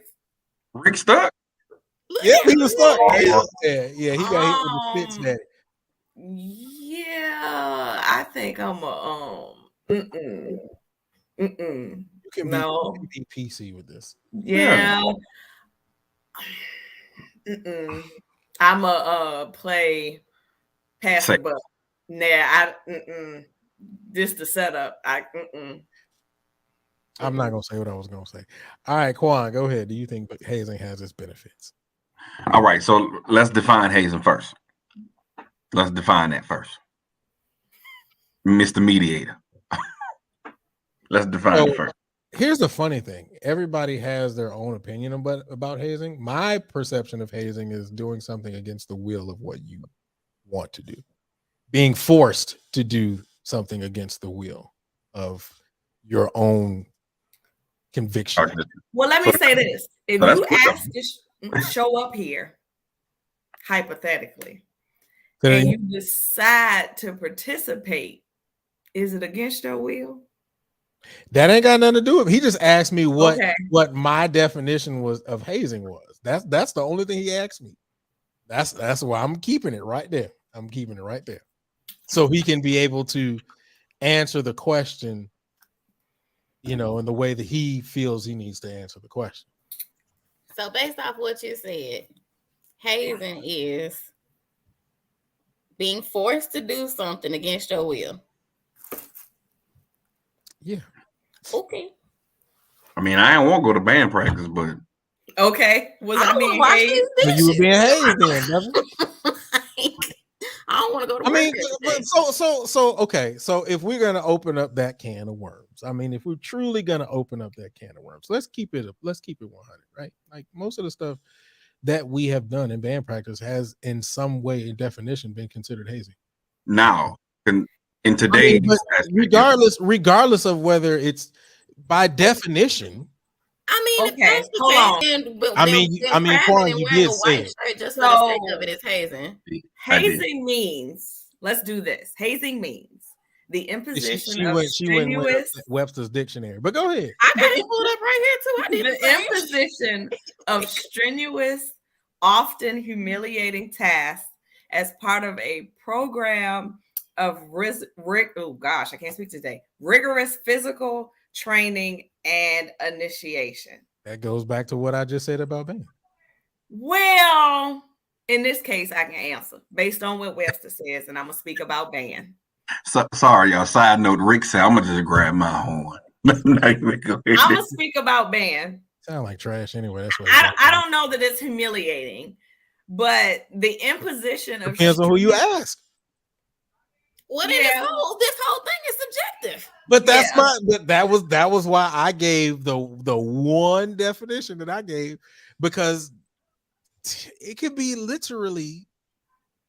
So yeah, but go ahead. I'm sorry, Paul. The imposition of strenuous tasks as part of a program of rigorous physical training and initiation. Field shows at minimum are 7 minutes. And if you're not in shape, you're going to either pass out or die. So in that instance, to get through a show, the minimum, and then I know for us, when you step off from the band room, and down south is longer because y'all stadium be 20 miles from the band room. That's not our situation up here. You got to get through the entire game, the entire battle. You need to be in physical shape to do that. So in the instance of preparing for your duties as a bandsman, according to the official definition of hazing, there are some benefits to marching band. That's how I'll phrase that. That's my response, and that's what I'm sticking to. Thank you. Next. All right. Rick, you got it all out? You done? Mm-hmm. pull my instrument out too. I'm gonna hit it too. All right. Quan, do you believe Rick? What? I'm gonna just say it because we being politically correct. Hell no. No, wait. No, I'm gonna let Quan go, and then I was gonna let you go. Go ahead. Do you believe glazing has its benefits? You say glazing. Glazing. We can't keep saying that word on the internet. It's gonna get flagged. We only get so many times to say it. As a matter of fact, Yeah. let me change it. Yeah, I'm about to say, dang. Yeah. Okay, so like even like that right there. Just call it donuts. Yeah. Okay. Well, even from we're gonna say band practice, all right, and we're gonna just use it cross reference. So my thing is, if you're not killing someone or putting your hands on somebody, it's an option. Everything we're talking in life, it boils down to a red pill and blue pill. Now, if you make that decision, it's consequences either or. My thing is in the aspect that Portia phrased it in regards to band practice. If that's the case, we all dislike band practice because I've done a box feature to where it was super late. I didn't like it, but it was for a positive purpose. But I must say this: having strenuous band practice always doesn't make that individual better for that organization or a better person overall. So it depends how it's done and how rigorous your band practice is and how methodical your band practice is. So that's my answer. Okay. Rick put his axe down. Go ahead, Rick. Glazing donuts. Yeah, glazing donuts. In this day and age, hell no, it's not. Your ass will go to jail. Yeah. Or lose your chapter. You will lose your chapter forever. Yep. The reason why these young people, y'all, won't move past this stuff is because us old people won't move past it. I agree. We give these kids hell if they try to stop doing that. Oh, you ain't come in like me, young fellow, so you ain't good. Like, yeah. I hear that so much, y'all. Like, this is a touchy subject for me because I am one of the old heads that believe we need to move past that stupid stuff. I agree. Like I said earlier, the stuff that I did to be an Omega, and I don't care what bruh don't like it, y'all can come see me. We can talk about it. I put my record up in Omega against anybody's. You ain't going to out-talk me on this knowledge, so I'm going to say what I got to say. We got to get past this slave mentality where we got to glaze donuts over and over and over and over and over again to the highest level to prove that we belong at Krispy Kreme. Like at the end of the day, or at Shipley's, at the end of the day, we have to move past this mentality. The more you got your tail handed to you at Shipley's when you ain't got them donuts, all right, especially if you're a Kappa, but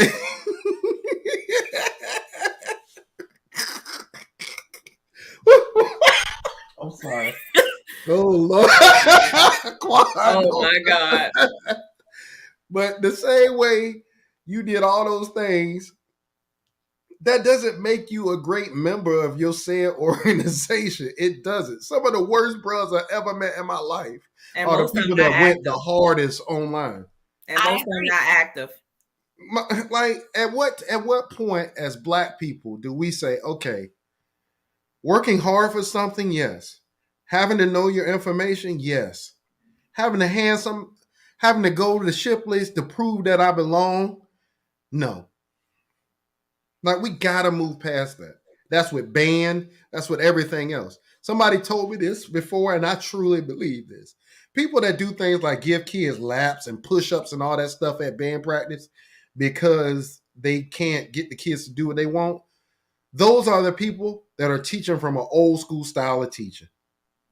They have no techniques to move to something else. I can't get you to play this note together with actual information. So run to the flagpole and come back. Like, we got to move past that. And the only way we're going to do that is if us old people say, you know what? Yeah, I did it, but just because I did it, don't make it right. I don't want my son, if I'm blessed to have a son, I don't want my son to go through what I had to go through to be an Omega. My process for Phi Mu Alpha, I don't care if hands weren't put on me to be in Phi Mu Alpha, but it was equally as stressful having to pass all these tests and do all these things while being in graduate school, while teaching a full-time job. And I was right there. And I didn't have to have somebody whipping me upside my damn head every night to do that. And I still learned my information, and I still worked hard for Phi Mu Alpha when I was in my chapter. When I got into Phi Mu Alpha, our bank account was negative $118. I graduated the year that I crossed. The following year, our bank account had $8,000 in it. That's what it means to be in these organizations. You can't just be about the man part. You got to be about the music and the money. So at the end of the day, we got to get past this thing where we just sit up here and we think that the only way you can make yourself be considered good is how much somebody glazed some dang on donuts. Like, we got to get past that. And I'm going to be the one to say it as one of these old heads that wants to see our organizations move into the new millennium. Because if we don't get smart, they're not going to. That's all I got. I agree. I agree too. It wasn't as fun, but shit, I agree. Come on, Boo Boo Kitty. No. No, because you always got to come with the like we was in here having fun. Well, then bring the Dallas in here. Go ahead. I ain't got no Dallas to bring, because what I was gonna say was that, I mean, shit.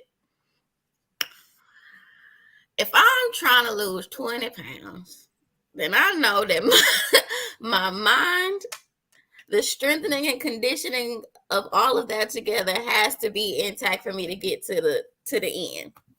But I mean, now that you done said what you said, now I just don't hit the same. Because yes, what you said is factual, and I agree. I definitely agree.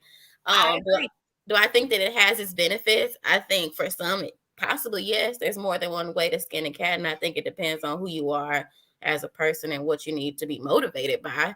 Do I think it's the best option or the right thing to do on all facets? Not necessarily.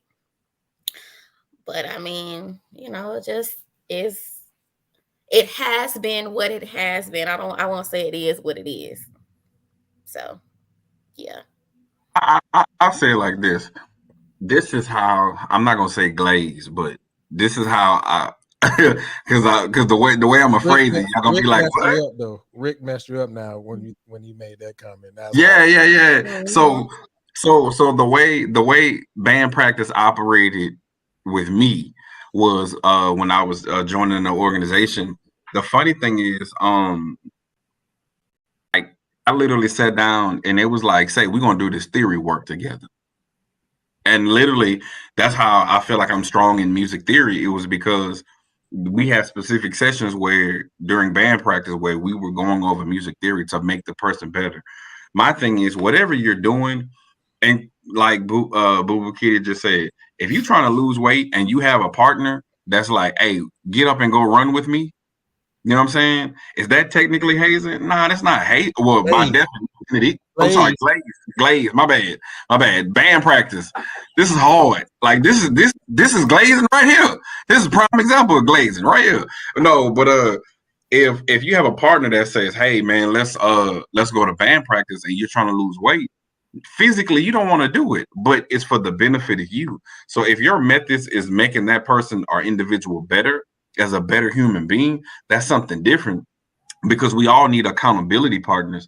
I think when we turn it to a belittling aspect, like Rick said, or diminishing character, and so now that particular person has been glazed, and now it's like you finish your process. See, it's so bad. They've been glazed. They've been, dripped with icing so much. now all of a sudden Straight Jergens. now you in the chapter meeting like this the dude over here. It's like ain't that crazy? Like and then it's like we take a sense of pride in it. I mean but I think it's a sense of maturity that honestly I don't think our founders intended it for that. Now I can't speak about every ritual and I'm not gonna open up our minds, but I'm just saying like we know where it comes from. Hey Quan, when y'all was in band practice, y'all was glazing each other, bro. I was having a music theory. You know what I'm saying? Oh, that's what they call it these days. Y'all was doing that theory, huh? Nah. But I will say, I think part of it is that some of that stuff is absolutely ridiculous. You made this up. You know what I'm saying? Like, there's no benefit in this. You know what I'm saying? Like some of that stuff, I mean, like and I hate to bring this up. It was this organization, it wasn't a D9 org, again, Virginia State with all these organizations. The young, there was somebody who died because they made them try to cross a river at night. Excuse me? Some stuff you just gotta be smarter than. That happened. Didn't the Sigmas at PV kill somebody from making him drink too much water or something? Let me explain something to you. It's certain stuff. When I call my mom, like, listen, because I could talk to my mom about this kind of stuff. Hey, I got that call. She was like, I'm gonna tell you right now, as a woman, and I know you've always been strong-willed, but you need to decide what your limits are and stick to them. The reality is nobody can help your organization if they dead. That doesn't make any sense. I don't understand how some of these people thought that some of this stuff was okay. And the reality is, and I've had, to Rick's point, conversations, because sorors would say to me and the other advisor for Zeta Gamma, like, well, da-da-da-da-da-da-da. And I'm like, I'm sorry, do you want a chapter or do you want that? Like, you got to choose, because it's not going to be the same way. Now, we'll be 60 on December 1st, the chapter, but do you want to see another 60? Like it's not the same. It's not going to be, and anything that's not evolving, changing, growing is dead. It's not going to be the same way. I want in 60 years, if I get to see 60 more years of life, for my chapter to still be here. I want other people to be able to come to Norfolk State and have that opportunity. One is not worth the other. And I don't mean no harm. And I tell them all the time, I don't care what you heard about me, who I used to be, or all that other stuff. I'm gonna tell you right now, Zay's not paying no bills, babe. I get paid by Anthem, all right? So y'all do something crazy if you want to. I'm gonna throw you under the wheels. Whoop! Under the wheels, because my paycheck come from. I'm not going down for nothing that don't help me pay my mortgage. So the philosophy has to change. I'm sorry. Zay's not cutting no checks. No. And I tell the Silk that's the same thing. You can do some crazy if you want to. I'm a sing like a canary. I didn't know none of it, but I heard this. I sure will. I never forget. Prof Jones told me when I was a freshman. He said, "Look here, young man." He said, "If it's between you or my job, it's gonna be you every time. Have a nice day." Say, listen here, boss. Hey, he said, Come here, boss. Come here, boss. He was just remember this. If it's between you and my job, it's gonna be you. But I'm gonna say this, and this probably gonna be controversial. Why I can't speak today? Something's going on, Lord. What I'm gonna say is, you got had too many donuts. Stuff, okay, maybe that's what it is. I'm triggered. Okay, I'm triggered. So my brain is, I'm triggered because glazing was a thing when I was in school in all facets. Okay. All facets of glazing. All facets of glazing. Okay, we ain't had much glazing going on as Virginia State, but it was some glazing. I'm really starting to get confused right now, like really, because it's like, because y'all say glazing is something else, and then y'all talking about glizzies. I'm very intelligent. But I feel like some of this stuff.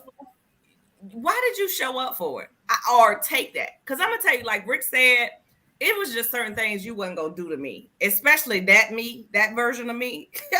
It's just certain stuff you just were not gonna do to me. Like, I don't understand like some of the stuff that people are share about their process, and I look at them different. You let somebody spit in your face. How does that make me better? How does that make me better? And one of my things I told everybody: do not hit me in my face. I promise you. Listen, I don't care what's going on in life. This whole shit getting shut down. Somebody hit me in my face. Please understand. Yeah, So, y'all know. I'm just it's certain stuff I wasn't gonna do that I decided I wasn't gonna do. Like, you couldn't have asked me to cross no river at night in the dark. Why? You do it first and you let me know how that go. No, I'm not doing that. I don't understand some of these decisions, but I also don't understand some of these people agreeing to do it. Yeah. And I think that kind of goes back to the conversation. Like, yeah, we can laugh and joke about it, but that's also because I know or have seen, have heard, or whatever, certain principles, morals, or like you said, boundaries. So within certain boundaries, or if ha ha he. But I think that just goes to show like what type of people are doing those types of things, are taking it that far. And I think that goes back to something that we hit on last week, your why in the first place. Because the people that I have the utmost respect for would never, in terms of the very, very end of the spectrum. I just say that. But the other part of that, Maya, is this. Having been a big brother for a long time, I have no desire to spit in somebody's face or beat somebody to the inch of their life. Why? Because at the end of the day, if we chose you, it's because we wanted you to be our frat brother, not some dude we hate and never want to talk to again. Or and make you hate us. Right. And I ain't going to sit up here and lie. I partook in glazing donuts at one point. You know what I'm saying? What about tasing? Is tasing fine phasing? No, tasing. I'm having way too much fun with this glazing. Yeah, glazing. Right. Keep glazing. But at the end of the day, I made a decision that ain't for me. Like, I'm not doing that no more. Like at the end of the day, like Portia said, I like having a job. I like having a check. I like being able to come home and turn my lights on and know the lights gonna come on because I paid my dang on bills. And I'll tell a young person quit. And Portia, maybe we different because A, we old, but B, we both been faculty advisors before. Guys, you can lose your job and not even be at school. Okay. You be at home, sleep, enjoying some Z daddies, and next thing you know, you wake up the next morning to an email, Mr. Brown, we need you to report it. No, you're not about to hit me with that. No. If I'm in charge of it, I'm sorry, that ain't happening. You don't like it, you need to pick another advisor. Point blank, period. I'm not going to jail because this person wants to cross, bus, whatever. Right. I have done some things that probably should have landed me there. But at this age and stage, I ain't going to incriminate myself because I was never a glazer. But all I'm saying is, I think good as well. You didn't drop that glaze off at some. How many opportunities did you have? Person I drop glaze on, we go together. Nah. I refuse to incriminate myself. Oh my God. Hey, man, I'm from New Orleans, bro. We don't even play them type of games. Nah. Hey, y'all see y'all about to get this RICO charge. Y'all about to be like Young Thug. Nah. All I'm saying is I just feel like what really pisses me off is the people that glaze that never got glazed though. Oh, child. It be the super glazers. You know what I'm saying? They be the super glazers. I don't like them. I don't like. No, we need to end the. Not that boy. This conversation is awesome. So, Maya, let me ask you about your glazing. So, don't get it in your eye.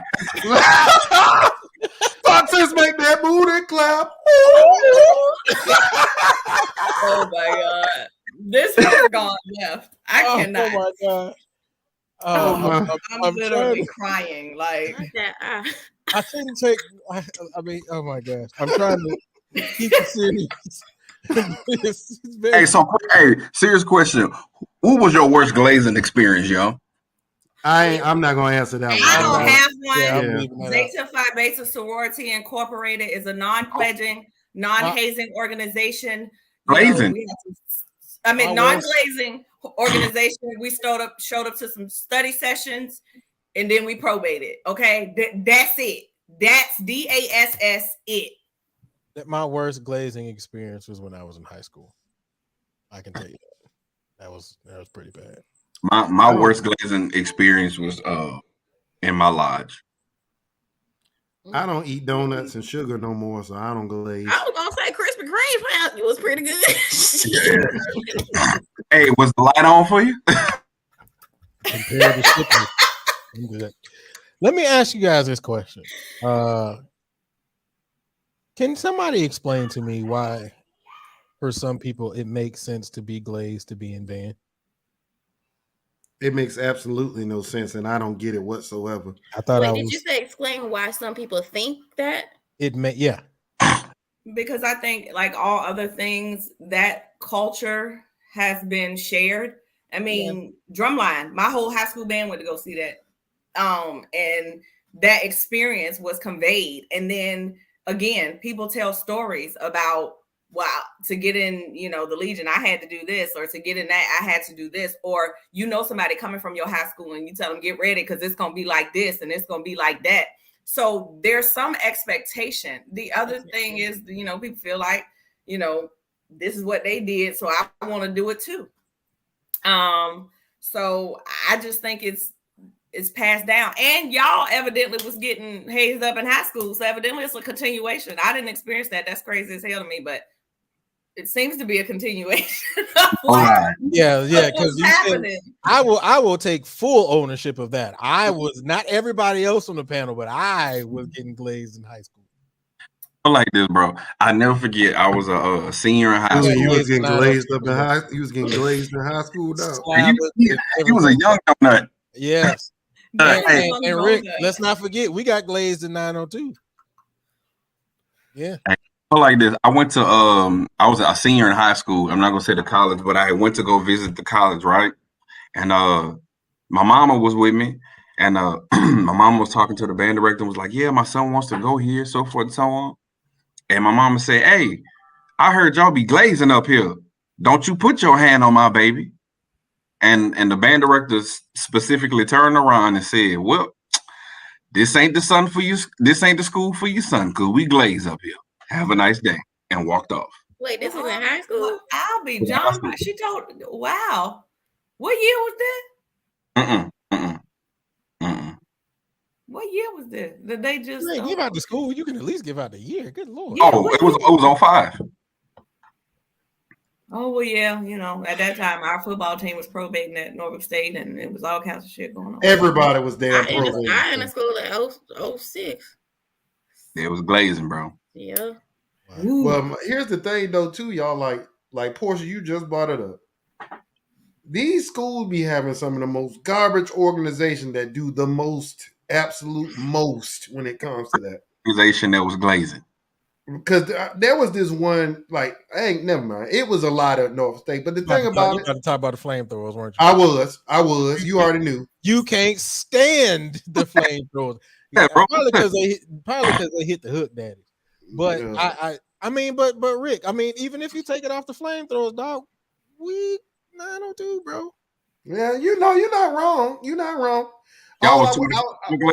So let me pose this question. So, but the Legion, because you brought up the Legion. Oh, let me say this real quick, portion. I'll get out your way. You brought up the Legion. It was widely known when we were in school that the Legion didn't haze. We just didn't. Like Doc was not having that. Mr. Adams and them, they was not having that, and it was so much so that ESPN or HBO Safe Haven, nicknamed us the Safe Haven of college, and people made fun of us for that. But before you go into that, Rick, think about how many of us were kind of tight on that because we still wanted to keep the perception that we got down, but we knew we didn't. So But I don't think it was so much so the fact that we wanted to keep that perception. We didn't want nobody to have nothing negative to say about the Legion. Because they won't go out players. They won't go out marchers. They damn sure won't go out drillers. It won't a band in this country that could out drill the Legion back then when we was in it. Hey, what year was that? Yeah. When that HBO? That was 02. Julian's rookie brother. No. He not your rookie That brother. was 07. That was like that. Yeah, that was later on in the year. I think that the was like Safe Haven thing came out. 06, Like 07, 05 around maybe? there. Yeah. Yeah. That's what I thought, because that's when I first honestly heard of Norfolk, because it wasn't like band tapes was out popping, and I was like, man, that's what's up. That's a safe haven. So I think my question becomes, is that necessary? Because that ain't what we do, but we got a good band program. So is it necessary? But I think my other question was, some of us are saying now that it's not quite necessary. I'm not jeopardizing my check for it. But my thing is, since some of us potentially was glazed back in the day, what about it made it acceptable then and not now? I think, and this is just my personal opinion, I think that it kind of goes back to what you were kind of saying earlier. I think that I agree. I was gonna say the same thing. The idea of the conversations that we were having when we were younger and the expectation of, and we get there and we think, I mean, it's the rite of passage. So I mean, that we just going through that right. Like when I got to Norfolk, I mean, this has nothing to do with glazing specifically, but it kind of is. If you know anything about the towers, I was always told, like, you ain't really at Norfolk State unless you done crossed through them towers. Like you done actually stayed in them towers and felt that terribleness of getting that alarm pulled, and you got to walk all the way down them steps. Like if you ain't went through that process. Like, so I think that's just the rite of passage that we felt that we had to do. I think us as older people, we realize how ridiculous it is. And now we're trying to say, hey, we got to put a stop to this. But I think that now transitions to what Rick was talking about earlier, when the reason why these things are still in place is because people our age and maybe older can't let it go. So I think it's unfortunately the two things canceling themselves out. But I think I want to argue something different. I don't know if it's solely that we can't let it go. I think that and the reason I asked that question is to kind of segue into this. I think there's some expectation that I should be going through this, that if I'm going to be in one of these organizations, I want this so I can feel like I'm legitimate. And my thing is that doesn't legitimize you. It's these rituals, it's these ceremonies that legitimizes you. Once you go through that, you have all rights, to the same thing that I do. You know what I'm saying? So, but the other part, go ahead, Maya. Sorry. Oh, I was gonna say, I mean, truly, absolutely, fundamentally, tangibly, yes. But I think that also goes back into what we said before. It's still that sense of belonging of, okay, are the old heads gonna consider me paper, or whatever, you know what I'm saying? Like, I think that it goes against that. Like, if I set out, if I want this, if I set out for this, then I want to make sure, and to me, it feels solidified versus not. And I think, but again, that's just I think that's cyclical. I haven't said that in a while, but it's a cyclical thought process. Those who we were kind of trained up on the idea of this is what it takes.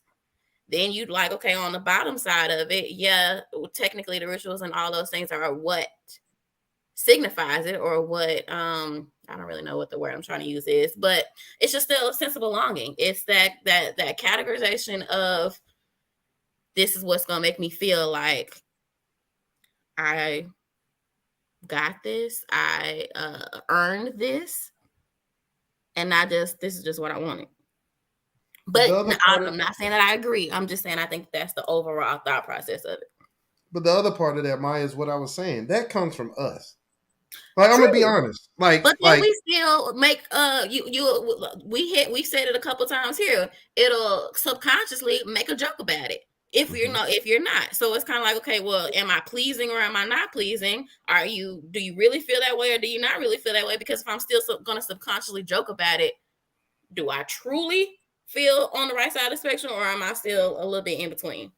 Yeah, I mean, but that was the thesis of my argument. As old heads, we gotta change. True. We can't keep expecting the young people to do the right thing.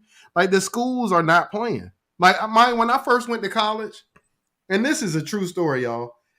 I thought one of the first things I had to do was I needed to watch School Days. School Days was already one of my favorite movies. So for me, I watched School Days as a prerequisite to Pledge and Omega because I thought that was like a rites of passage. Everybody watched School Days. Back then, they used to have this book, the Divine Nine book. Everybody went and got that Divine Nine book from Barnes and Nobles. I had that Divine Nine book. Yep. Like it was like things that everybody was doing because they thought that's what they were supposed to do. But like Portia said, that ain't it. Learn that dang on knowledge. Go and improve your community. That's what it means to be in these organizations. So I guess it raises a bigger question. Are we truly teaching what it means to be in our organizations? That's what I was gonna say. Because but being on the outside in, you don't know that. But then on the other side of it, it's like, well, how do you know when to draw the line of giving too much? Or when to place, well, above the age of 6, you don't need to be wearing no future or whatever the case may be. So it's like, again, that's a catch-22 for both sides. Right. So for me, what I realize about it all is, again, going to African Americans, we are tribal people. Like, if you could even go back to Africa, there are certain rituals that the men go through that we be like, damn, like, why are you going through that? Like, if you go to some rituals where they like literally scar the skin as a mark of a man, you know what I'm saying? But I think Maya said it. You don't pick this organization that you want to be in to be rejected. Like, what's the point? So sometimes your mindset could also be, well, I'm gonna endeavor through this glazing so that I can fix it. Because I know for a fact that everybody that got glazed wasn't glazers. They kept their icing to themselves. So it's like you gotta sometimes like look at it from that perspective. Like some people really have changed their entire chapter and culture from the house of icing to just fry bread. Like, I mean, it just depends. But nobody wants to have that perception, going back to it, as they're being weak. So you're gonna be a glazed donut or you could be a beignet. If you cool with being a beignet, be cool with it. I'm just saying, I could really freestyle this thing. I'm really doing good. Hey man, you did a phenomenal job on putting them pieces together, man. I'm an alpha dog. I'm just saying. Good job. I ain't got nothing to do with no alpha. Y'all getting that glaze anyway. Won't get that clean. Now, see, this is where you start messing up, Rick. Everybody, because I could have said something with bananas, but now I'm like, nah. I'm done. I'm gonna come back. Hey, Fred.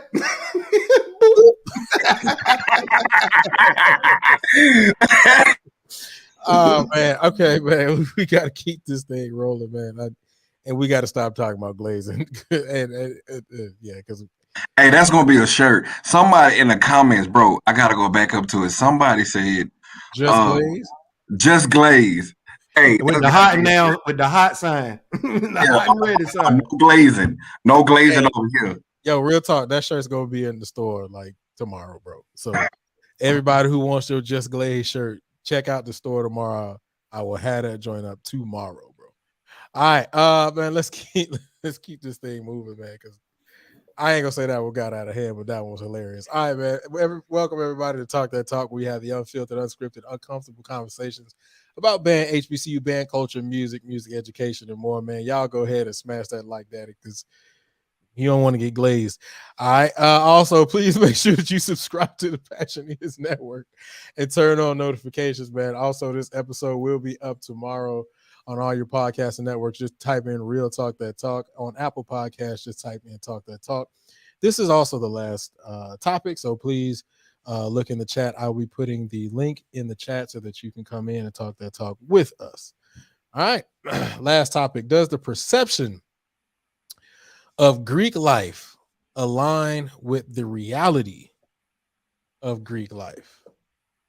I'll ask the question one more time. Does the perception of Greek life align with the reality of Greek life?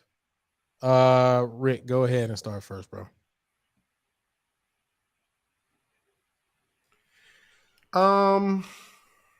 It used to. It used to. It is no longer that. And I'm gonna use a couple of examples for this, right? When I watch School Days, just to bring that back up, being Greek looked like the best thing that ever existed. Like I'm sorry, y'all. I used to picture being Big Brother Almighty. That was me. I had that little fine meat with me. I was the dean. I was man, like that was like my dream. I wanted to be Big Brother Almighty. And then when I actually went in and figured out what it was like to actually do it, that dream got squashed real quick. Like, oh, we actually got to do this work. We actually got to do something that's going to paint Omega in a better light than what we came into. My job is to further the organization. I think at some point becoming Greek, it was like not only do I have to do this, I have to. It's like it didn't have the exclusivity that it used to have. And another example of that is like masonry. You never knew a bunch of masons. At some point in Norfolk State, it was more Masonalia on campus than it was Greek paraphernalia on campus. And I'm sitting there like, dang, bro, when I came in, it wasn't nearly this much. Now it seemed like everybody and their mama cross. And then it used to, and Quan, I don't know how it was at PV, but it was usually the people that couldn't get into the fraternities and the sororities. I agree. And they was walking around with y'all know what y'all founders was first. Right. Oh, yeah, already. Yeah. You know we know where the ad is, right? Where you came from. Well, what's your GPA, bro? How about that? Where your GPA come from? I mean, I fell off this semester, but you're right. You're right. Who's your dad? You know who came up with all y'all? Who's your daddy? Bro, I swear, man, they had a dude that had a jacket on with the square and compass, and they had all of the crests. All the crests from every fraternity. Man, I had got so mad because that's not what it's for.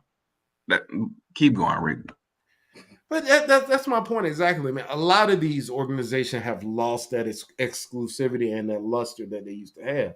And I think that's because the standard of the person that we allowed in our organizations dropped. It was a rite of passage for smart people to be in these organizations. Yeah, the minimum was 2.5, but it won't many of them crossing these organizations. When I pledged Omega, I had a 3.75. Oh, sorry, 3.7. When I got offline, I had a 3.75. My GPA went up because A, I knew I was a student and a scholar first, but B, I wanted to paint Omega in the best light I could. And that was the chapter that I came into. Like, my chapter is just different, man. Like, that's just who we were as a chapter. Like, the standard of excellence was extremely high. Like I said, nobody ever took it harder on me than Brothers of Pi Gamma. Even to this day, I had one experience outside of my chapter as a neo where I was dirty, and the brother got me together real quick. I went to the 2nd District Conference with a bald head. I had only been offline for a week or two. And I went up to Jersey for the 2nd District Conference, and I'm in there with a bald head and a white frat shirt on. And after that weekend, I learned real quick that I had to tighten up, even as a neo. They didn't care I was a neo. So I think the standard has been lowered to join these organizations, or the thing that we all have experienced. Members of your chapter that want their boys to be in the fraternity or the sorority, or their girls to be in the sorority. So they say, I don't care what the standard is. This person going to be in here because they my friend. Not being able to determine that person may not be the best thing for your chapter. And then next thing you know, your chapter suspended because they done something stupid. So I think the reality is that these are people just like any other people. Just because they get some letters don't change who they are. So if you lower your standard of entrance, then your expectation or what your chapter is in reality will automatically be lower because those people won't meet the standard that your fraternity set for great membership. So that's it. All right, Quan, does the perception of Greek life align with the reality of Greek life? Yes and no. Because honestly, from the outside, we only see those fraternity brothers or sorority sisters publicly. So we only see, oh man, they're doing a campus cleanup. Oh man, look like they all get together. They all get along. Like that's what we assume, and sometimes that's not always true. But one thing that is true is it depends solely on your experience and your chapter. When I first saw alphas, man, those brothers was registering people to vote. Those brothers were, helping people move in and tutoring like anyone. You know what I'm saying? Like I thought that just was up. Like they were the smart dudes on PV's campus, and I was like, man, like for Dr. King's birthday, they were serving Prairie View, and I thought that was up. And when I got in as a graduate member, those brothers embraced me. Those brothers, gave me knowledge about Alpha past, just American history and African American history. But we was diving into Hermetic philosophies, and they just were great thinkers. And like those were the guys that I wanted to be around that piqued my interest in being great. Could have a conversation about sports, but then talk about theology, but then talk about finances. You know what I'm saying? So it for me, it satisfied Quan. So like I say, the Greek life aligned to what I saw with the core brothers that I have. I know it's 6 brothers in my phone right now that I could call if my life is on a line that I know that they will come and help me. So it did align for me for that. So I think it just depends on that person's chapter and then their overall experience. All right. Portia, does the perception? I was about to say reception. Does the perception of Greek life align with the reality of Greek life? I don't think so. Because, a lot of what you see is the glitz, the glam, and the fun. But there's so much work that goes into if you're doing things the right way. And I have been around Zeta my whole life. But once I crossed and we start getting in them chapter meetings and you had to learn Robert's Rules of Order and parliamentary procedure and learning how to handle business and write minutes and all this other stuff. And then, I got to the grad chapter and it's 20 committees, you need to serve on these. And then you start being a chair. I was vice president of my grad chapter. It's kind of like, this is real life stuff. It's way beyond these letters. Like, I'm doing stuff weekly, like daily. When I was vice president, it was an ongoing thing. And so even being around, I would go, with my grandmothers to meetings sometimes. And, my mom would leave and go to meetings and come back. But to actually be in the trenches, I think until you in that, you don't know what it is. Like to Rick's point, people would see KK sign TBS, but nobody on the outside knew what Dr. Sanford was doing to them people. You know what I'm saying? So the perception is one thing, but that actual work is a totally different beast, at least in my experience, and it's fulfilling. Like that saying about now the work begins, for me, that was real. I was like, oh, we had fun, but baby, you're going to learn all of this. How to do business. You're going to know how to run a chapter efficiently.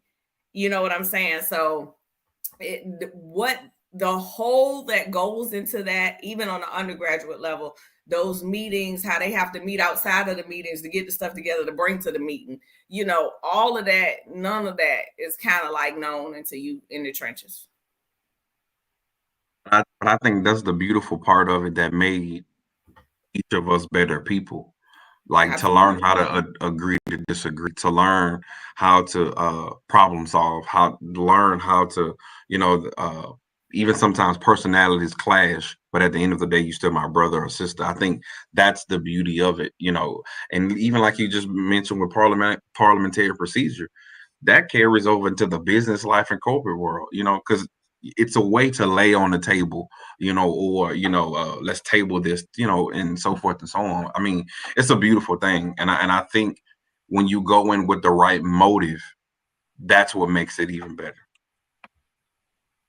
Going back to the original, I think the first original topic, just talking about the social media part of it, just kind of taking out the social media aspect and just kind of remembering how we perceived Greek life. I believe that our perception of how we received it versus what the social media perspective is a little different, because I think that people are getting it at a younger age. So with that being said, do you think that we need to do a better job of how we present our Greek lettered organizations in the public eye? Absolutely. Absolutely. I think, on social media, it is about glitz and glamour on social media. Like nobody sees, for example, for one selfie, you possibly took that picture 30 times, until you got your angle right. I'm learning about angles. But the whole point is, there are certain aspects of work ethic that I believe that you can't even show on social media because it wouldn't even do it justice. But that's why when you're going through your vetting process, that person truly has to have a heart for that organization. You have to have a heart to be an alpha, a specific type of heart, or to be an omega man, so forth and so on. You got to have the heart for it, because you're going to pay for it, not just financially for real, but you're going to pay for it blood, sweat, and time. So that's the mentality. I think it's certain things on social media can't show you, and it's just some things you can't teach. You just got to live it. And I think, and that's kind of why I kind of brought up the social media aspect versus what our experience was and our perception of it when we received it, typically either through somebody who was a mentor to us or when we actually stepped on the college campus. Because in most cases, yeah, you saw them on the college campus partying and stuff, but you also saw them doing the work at some capacity. Even if you had a mentor, you were around that mentor in a mentee kind of position. So you respected the organization from that aspect and not necessarily the quote unquote, as you said earlier, Quan, the glitz and the glamour part of it. You saw them being a actual force in your life, an inspiration in your life. And you saw that as part of the connection to that organization. So on what you said, Quan, I can definitely agree with you. Rick, any final thoughts on this topic, bro? No, man, not really, man. I think that at the end of the day, we just got to understand that all that glitter is never gold. Like I always tell people when they join the organization, Omega is not a utopia. It's not. It's not perfect. We are an imperfect organization with imperfect people. And to me, that's what makes us both unique and amazing. Like I don't want a perfect organization. I want an organization that needs work and always can have somebody great come up the ranks and make it better. But at the end of the day, as long as we improving the life of Black people in our community, then we're doing a job. So that's it. Yeah. All right, man. That was the final topic. I put the link in the chat. We'll give you some time to go ahead and click the link if you want to come in and talk that talk with us. If not, we will do our final closeouts right after this commercial break. The wait is over. The U.S. Bands Adjudicated Battle of the Bands now has 3 new locations added. Sunday, October 9th in Montgomery, Alabama. Sunday, October 16th in Petersburg, Virginia. Saturday, November 5th in Raleigh, North Carolina. And Saturday, November 12th on the campus of Prairie View A&M University. For more information, go to www.usbands.org and we'll see you there. All right. I got to do another commercial for that. I don't know. I'm in the mood of doing a lot of more graphics and stuff. A lot of rebranding that happened this past week. Say, Rick, you going to all of those events too because you're adjudicating? All of them except North Carolina, man. I can't miss the. I have a game that night, but that week. But other than that, yeah, I'll be at all of them. Okay. All right, man. Let's get ready to close out. Let me ask you guys this very quick question before we get ready to close out. Did y'all even notice the new intro? Dope. I did. All of it has been dope. Real talk. Oh, okay. My bad, because ain't nobody. Because last time when I did the other intro before that, I was like, man, that joint. Now I did a new one, and I was like, oh, okay, what up? No, we just I don't know expect if y'all noticed it or not. You say we what? just expect greatness from you, bro. It's okay. Oh man, I got a tear coming out of my eye, man. I appreciate you. We glazing around here. Oh Lord. I stay glazed. Got a glizzy. I got a glizzy. Let's bang it out. Man. We got a guest coming in, man. Chuck, what's going on, bro? Hey, what up, y'all? I don't know if that was the direction y'all were trying to go to, but the show is going far left. Not no glaze zone. Hey man, you got to keep it glazed in this room, brother. Right. What's up, y'all? Y'all doing all right? Yeah, we good, man. What you got? Cool, man. I was just wanting to talk about to just talk about the perception. I know for me, the first time I had saw KK Psi on Top Beta Sigma, that was at the FAMU camp. I think it was in summer of '99. And what impressed me, because first off, I didn't know that bands, had fraternities and sororities, right? And so when I got on that campus, every drum major, every section leader, and the entire band staff were members of, KK Psi and Top Beta Sigma. And they were tight on their horn. They could march their tail off, and they had some strong leadership, qualities. So I know for me, that's what impressed, me. And then, just fortunate had an active chapter at the university that I attended. And so I know that perception for me was big. I was like, okay, these guys are all good, and ladies as well too at what they do. So I think that's the organization for me. And so and then for D9, my high school director is the alpha man. He actually, brought me through my process.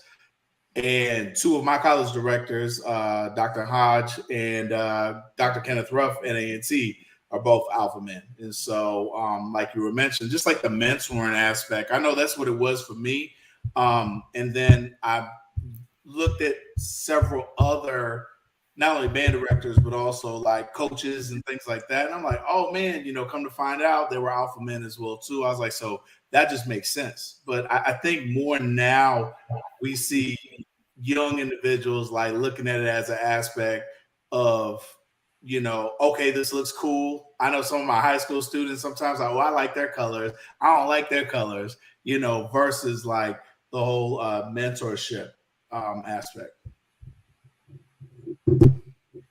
Yeah, man, that impression is definitely, I think, and for me was necessary, right? Because it implants something in you that makes you uphold the organization a lot differently than just, in my personal opinion, just the, as we say in KK Psi, party hop and you don't give a dang, right? There's like a lot of other aspects to that mentorship that I think is necessary and important. So the fact that, you had all of those men, like my band director was an alpha, and at the time, and I think I told this story last show, my big brother, he was an alpha, but he wanted to be an alpha because of, what they were doing and what they stood for. And I looked up to my big brother. So, for me, that was just a spark of mentorship in a way. So, I think that we uphold the organizations the way that they're presented to us. And when we have those visions of mentorship, it really holds a place to us, which makes us want to gravitate to those organizations more. Yeah, definitely facts. I remember having a conversation with the late great Dr. Harold Bray.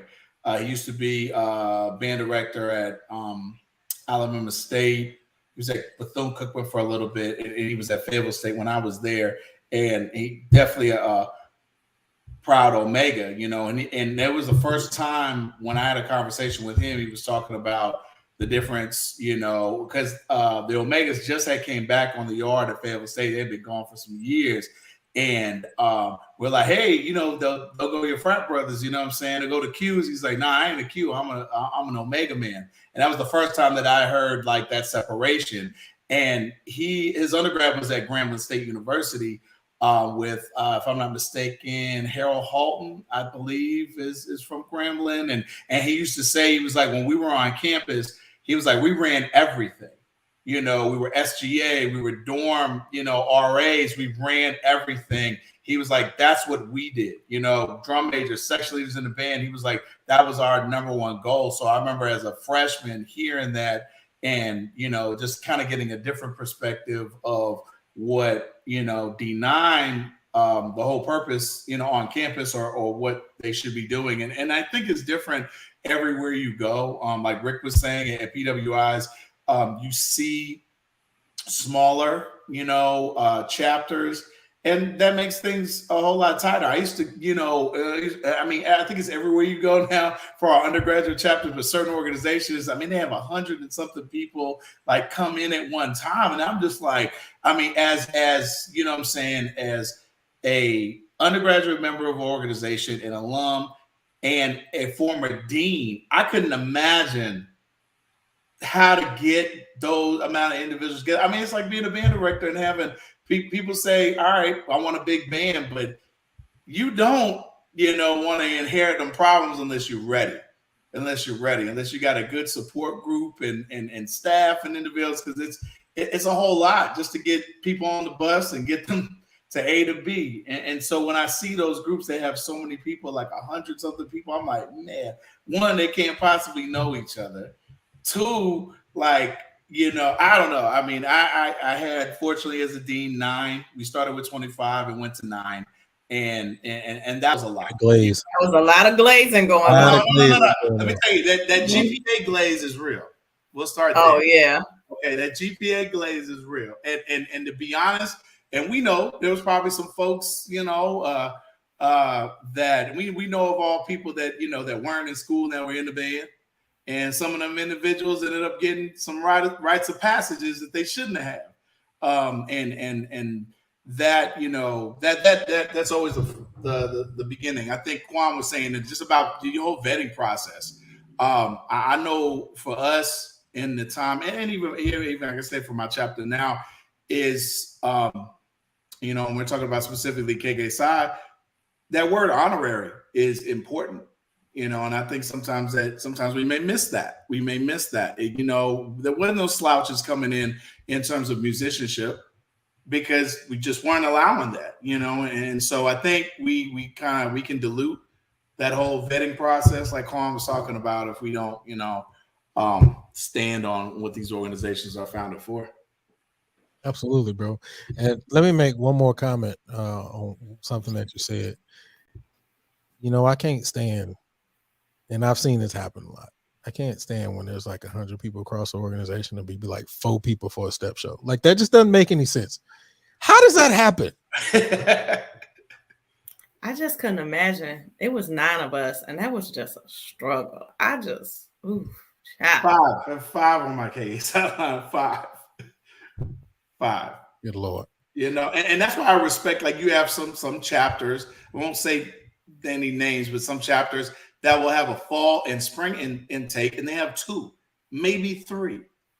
And those individuals are tight in terms of, musicianship, knowledge, and things like that. And I respect that. If you just let anybody in, and that's with our bands as well too, you let anybody in, then it dilutes what it's there for. And so I just never could understand it because I know what I had to learn. And I'm like, that was difficult enough just for a smaller group, let alone a whole bunch of people. Yeah, you're right, bro.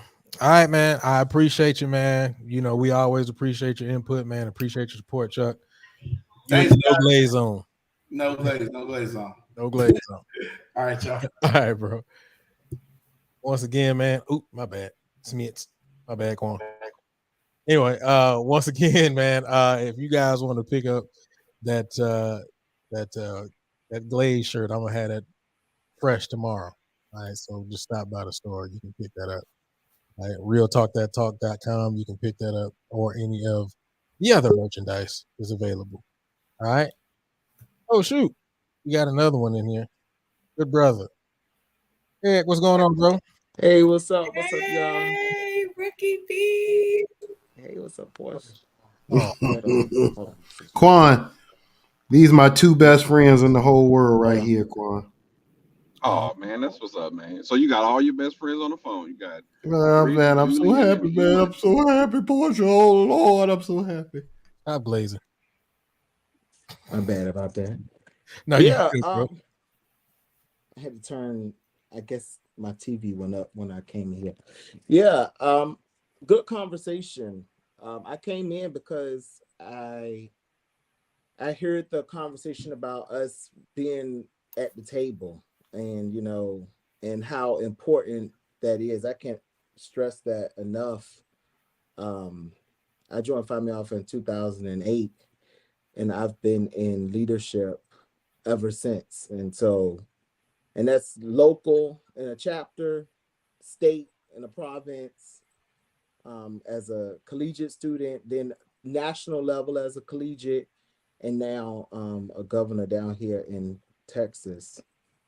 And on top of that, I put in the comments earlier when Quan had made a comment on our Commission on Standards, which handles all the hazing stuff. I've been on that for 10 years. And so I could definitely tell that changes have been made for having a Black bro at the table, especially from an HBCU perspective, because y'all probably wouldn't even believe this, but we've sat in meetings and watched probates, and it's like forcing, right? Because I want you to see it, I want you to understand it, because one of the things that happens in white organizations is grill sessions, is what they call it. That's hazing, which is if I ask you a question, but I don't give you enough time to answer it before I ask the next question, and then I keep doing that. That's hazing. And a probate can come off that way if you've never seen it before. So I think that, and Phi Alpha changed their stance on probates. They support probates now because they understand them. And so I think that we have to get at the table, claw our way, fight our way to get at the table. And I do that even with bros, like, hey, I'm going here, you need to be there. Let's go. Get in the car, let's go visit. And so I think it's important. And it starts at the local level, right? Because you got to show up and run for the positions. You might lose, right? I complete transparency, I lost. I ran for a national position last national convention at Phi Alpha and lost, and it hurt, right? Because it was my first time ever running for something and not getting it, and I lost it, and it was like, okay, cool, what's next? And then I got this position that I have now. So yeah, it's definitely important for us to get involved, for sure. How hard was it for you being new to the fraternity and getting involved? Like your chapter was new, you were new. How hard was that? It was easier than what I think people would think it would be, because I was new. So this, Rick, I was a fire starter. Like, I came in and started fires on purpose. And I was like the type that would set shit on fire and then go and sit and watch it burn. And, and that's how I made my way, right? Because I'll tell y'all the story about Rick. Rick had just finished, and we took him to our province meeting. And we was talking about money, like paying dues or something. And Rick was like, well, where does our dues go to? And to see how shook those people were, because nobody had ever asked those type questions. It was just, you paying this money and we putting it in an account, and we paying this money every year. So Rick was like, well, what are we paying this money for? Right. And that's how we started that stuff, right? Because it was like, they're gonna come in and they're gonna shake the table. I'm gonna shake this tree and I'm gonna watch stuff fall, right? And that's how we did it. Like the leader at the time, he's still the leader in Virginia, but he told us, he would tell us like, hey, you email me and I'm purposely not gonna respond for a week because I want you to think about the answer before I give it to you. That's stupid, because what if it's an emergency and you just sitting there watching it, whatever. So that was my thing, was to challenge that, like, hey, you can't do that, and we're gonna make sure that you don't do that. And so that's how it starts. I think I started out as a fire starter. Now I hate when I get those kind of leaders that I got to work with. Like, don't do that to me. Like I know the game because I did it. And so I do my absolute best to make sure that you can't do that too. That's the other part of that. So because if I'm on my stuff, you got to be on your stuff. And even now, like you said, man, you still in a position of leadership. Even now, after being, at all those levels and being a graduate, you still trying to influence stuff so that brothers that come after you can have a better experience. Like that's what we all need to be doing. And I definitely want to say this. Before I became a member, I actually had no clue of how much work Eric was doing, because like I just remember you from Legion and I knew you were Phi Mi Alpha, but when I became a brother, I was like, oh shit, like god damn, like you did all this, like and like Rick said, you're still actively moving in the organization, and I think that is 1000% necessary. That's why I agreed 100% when you said that we have to be at the table. I 100%, 1000, 1 billion% agree with that. So, I've you know what? And I will say this. I've never said this to you personally, but I will 100% say it to you publicly. I appreciate you for all the work that you have been doing for the organization, that you continue to do for the organization. So 100% shout outs to you, Eric, man, and all the work that you are continuing to do for the organization. By far. Thank you, Providence Governor. Great job. Awesome job, bro. That's that 06 greatness. And I'll say this too. Y'all was talking about it earlier, and I put it in the comments. You could build people without touching them. I have built some great people, and shout out, I know he probably ain't watched it because it's late, but Cam is Cameron Blue. He's the second in command of Virginia. And I was his FEO. People doing great things, and I've never touched anybody. And I've never talked louder than what you hear now. And I never have to raise my voice. I don't do that. I just worked with Texas Southern, did their entire process for them. Awesome job. And never ever raise my voice. Then it ain't gonna be no touching. It's gonna be, hey, we're gonna be in this classroom, and we did everything in the classroom in 3 hours. and you going home and you're gonna be good. And they've been knocking it out the park since then, right? And so you can do it without doing all that stupid shit. Like, that stuff is stupid. You can build. Your mother may have disciplined you, and when you get to college, you're a man or a woman. At that point, you're a man or a woman. So be that.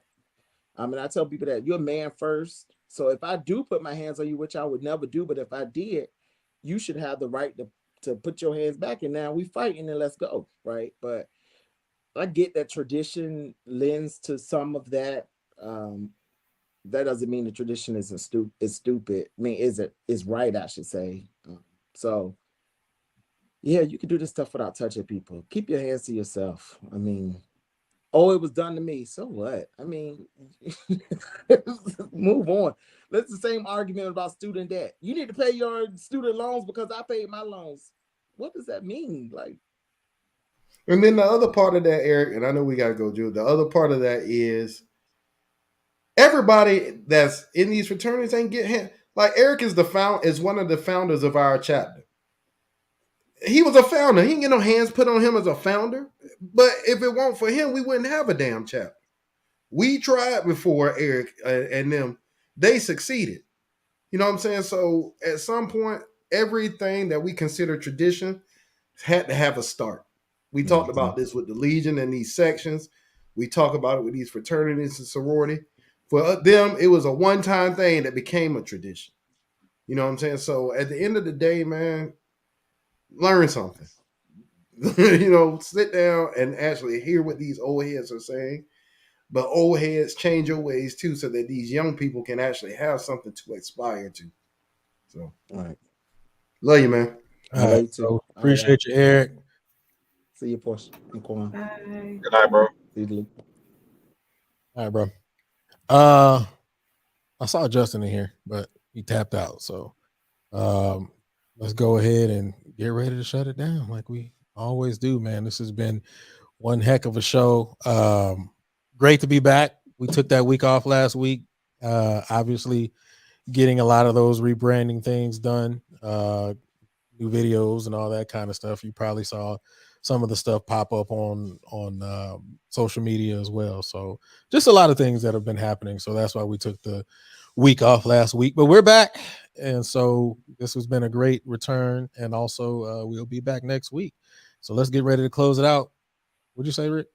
Where the hell is Justin? This is the first show we didn't have when we ain't had Justin. He just put a comment in the. No, he was in. He was set to come on. He must be frying some chicken or something. But he just put a comment. Is this Smash Time him? Yeah. He just put a comment in the. I mean, we know what you're doing, Just. You in there glazing. He was glazing. Yeah, he getting dropping glazed. that cream on. Go ahead. You over there touching this glizzy. Oh, see, he back now. He's like, nah, y'all ain't gonna be talking about me. I'm coming. All right. Straight duck hunt. Well, he said he coming. He make your beignets. He from the city. You know what? With the powdered sugar. What's going on, bro? I mean, everybody talk about me like I'm crazy. Look, well, no, look, we can't have this night go without you on the show. What's going on? Man, it ain't normal. Yeah, right. I mean, y'all was saying a bunch of stuff. Like, like I'm just sitting up here like listening from all aspects of like different Greeks. And like I wanted to be Greek in college, you know what I'm saying? Didn't have the grades a couple of semesters in how Southern operate. They have a line one every 4 years, you know what I'm saying? So like you either miss an opportunity, but I was real popular in college. So like I'm talking about like if you know Southern, you know about me. So I just listening to y'all different stories and things. It's crazy how like you look at people like when you was trying to get into organizations and like the stupid little stuff they'll tell you or they got you trying to do to get into organizations to do this, that, and third, go buy me this, that, and third. The whole time you're really a bum, you know what I'm saying? And you just got in the organization to reap those kind of benefits, or like how you said, Rick, I'm doing it because it was done to me. I'm ready and I beat you up and one thing twice about it. You know what I'm saying? So like just seeing like different people in organizations, like they wouldn't even condone some of the stuff their line brothers and line sisters condone. You know what I'm saying? They even say, nah, they ain't even how you supposed to do that. You know what I'm saying? So just seeing it from a GDI from undergrad and just looking at it from so many standpoints, y'all right. And like you'll miss out on so many people who could be a good attribute to your organization over the perception of what you got going on. You never know who may know who. You never know who may be legacy and people who not even the organization that may know more about your organization than you do. You know what I'm saying? So like I just seen it, and good thing you said that, Rick. I just seen all y'all stories and just gave me flashbacks. And I know somebody from every single little example that y'all gave, the person who just got in this organization be popular. You was lame, you still ain't. You know what I'm saying? Or the person who's super Greek. Or like, you know what I'm saying? Like, so I'm just sitting back and listening like, they are absolutely right. And it's funny. This was a good live, and it was very, very informative. So, yeah, but the crazy part about Justin, you just bought, like you always bring something good to the table, bro. Those people you talked about, the people. What'd you say? I'm trying to remember your exact wording. The bums or the people who join to get popular, or the people who the super Greek? No, it was the first example he gave. I said so much, I don't remember. Look, it's gonna come back to me. But at the end of the day, bro, you got all these people, man. Like, missing out on good people. Because people are out here choosing their friends or all these other things, bro. Like I saw that so many times, bro. Even with myself, man. Everybody knew I wanted to be Omega. I made no secret about it, bro. I was one of them people. I'm gonna be Omega. I'll do whatever it takes. I want to be Omega. So I had nothing to hide. But there were members of my chapter who didn't want me in the chapter because I wasn't out there doing all this ridiculous stuff on campus, sleeping with every woman that ever walked past me and all that stuff. That wasn't me. but I was popular in the band. And at my probate, I watched the probate a couple of days ago. I had one of the loudest reactions at our probate. And it wasn't because of all that stuff they wanted. It was because I was who I was. When I was online, they tried to make me drink. I would not drink. And I stood on my manhood. I'm not drinking. I don't drink. I'm not going to drink here. You know what I'm saying? Like, you gain respect from being who you are. Don't nobody care that you got a damn frat shirt on if they not in the same fraternity as you. You still that same dude that used to walk around with them stupid baggy jeans on or whatever your reputation was on your campus. Boo-boo shoes. Right. Or Cortezes. In my case, I wasn't exposed. Like, I'm from the hood. I wasn't exposed to. I probably was the first person to go to college in like my immediate family and circle. So the only thing I knew was whatever I seen on TV. I'm gonna tell you a crazy story. But around my house was so bad. Like my senior year, I didn't go outside because I didn't want to risk the chance of like getting shot before I made it to college. So like to see when I get on campus, I see these Greeks, I see that Greeks. And I'm just popular just because who I am. I'm just idolizing. So I'm like, damn, I'm actually learning like that's what they did. And then all I know is from drumline. You know what I'm saying? I was the first grade watching drumline. So I'm like, dang, so that's what that is. So that's what I'm putting it together. And when I'm deciding about like what do I want to do, I'm keeping bull crap versus like people who pledge in organizations. Like my whole suite, they pledge and like somebody who helping them out when they come inside, helping with their work, and like making sure they don't get in trouble. I'm taking your shift because you're online. I'm seeing it from different aspects. So, funny story is, I just became a honorary member of Kappa Psi. Y'all know about the zoo, right? So y'all understand what Southern University chapter used to be. So what's crazy is like some of the people who I ain't gonna say try to shun me or just try to like was hating on the status that I had in school, and I guess like you said, Rick didn't want you to be the organization because who you was.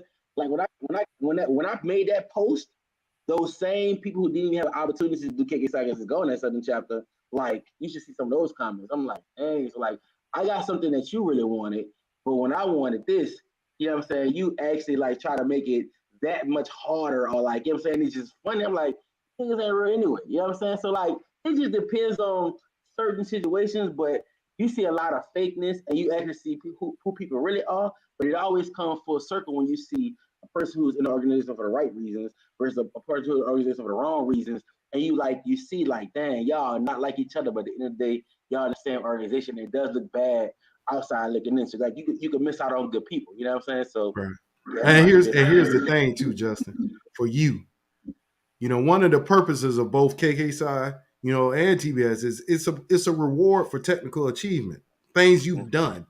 Your record speaks for you, not your what other people think of you. That's why you are what made an honorary brother of KK Psi. Somebody saw what you were doing for the community. We talk about it all the time on this show. The invaluable resource you are to the band community. A lot of people would have never seen some of these bands had it not been for what you and some brothers like you are doing. So that's the first part of it. And the second part of that hate that you receive is you got KK Psi. They'll never get it. But you can go get that fraternity and that fraternity that they in. You can go get it this year if you wanted to. Exactly. So, man, keep doing what you're doing, bro, because it's an invaluable resource to our community. And looking back on it 20 years from now, your name gonna be one of the names that people mention when they talk about how this thing really took off. You, Garrett, some of these goats in the activity, man. Keep it up, bro. And congratulations. Appreciate it. No problem at all, man. It was good. It was a good live, man. Good live. I appreciate you, bro. We always appreciate you, man. All right, bro. Turn your mic off, man. My bad. No, you good. All right, man. Let's get ready. Justin came in, so now the night is solidified. Now we can close out properly. All right, so let's go from my left on down. Portia, any final thoughts? Anything you got for the culture? Yes, the past is just that. Continuing to do what we've always done is not serving us anymore. We're getting lawsuits, suspensions, and expulsions. So we have to grow in order to sustain. So to Rick's point, we have to advocate for change so that our organizations exist for our next generation. Boy, she be killing it at the final thoughts, man. She be hitting me with them Jerry Springer daddies. All right, Juan, any final thoughts? Anything you got? Ricky Lake Scuds, right? Well, thanks, Portia. No, but as our brother Dr. King says, be true to what you say on paper. Strive to live out your creed instead of just show it on social media. And then our organizations will be what they're supposed to be. All right. Rick, any final thoughts? Anything you got for the culture? I got a couple things, man. First and foremost, y'all, register your bands for those band shows that Julian put up, man. Those are going to be great resources for those of you that have band programs that want to get a fair shake and get a fair assessment of your band. You know, those are going to be great. So if you're in the surrounding areas of any of those shows, I strongly suggest that you participate. Trust me, it is so worth it. Last week, I suggested that new PJ Morton album. I was disappointed. It was all right. The album, yeah, it's all right portion. I mean, it's got some good tracks, but I'm gonna give y'all some other music to listen to because first of all, I don't like trap rap, but that new Future album got some hits on it.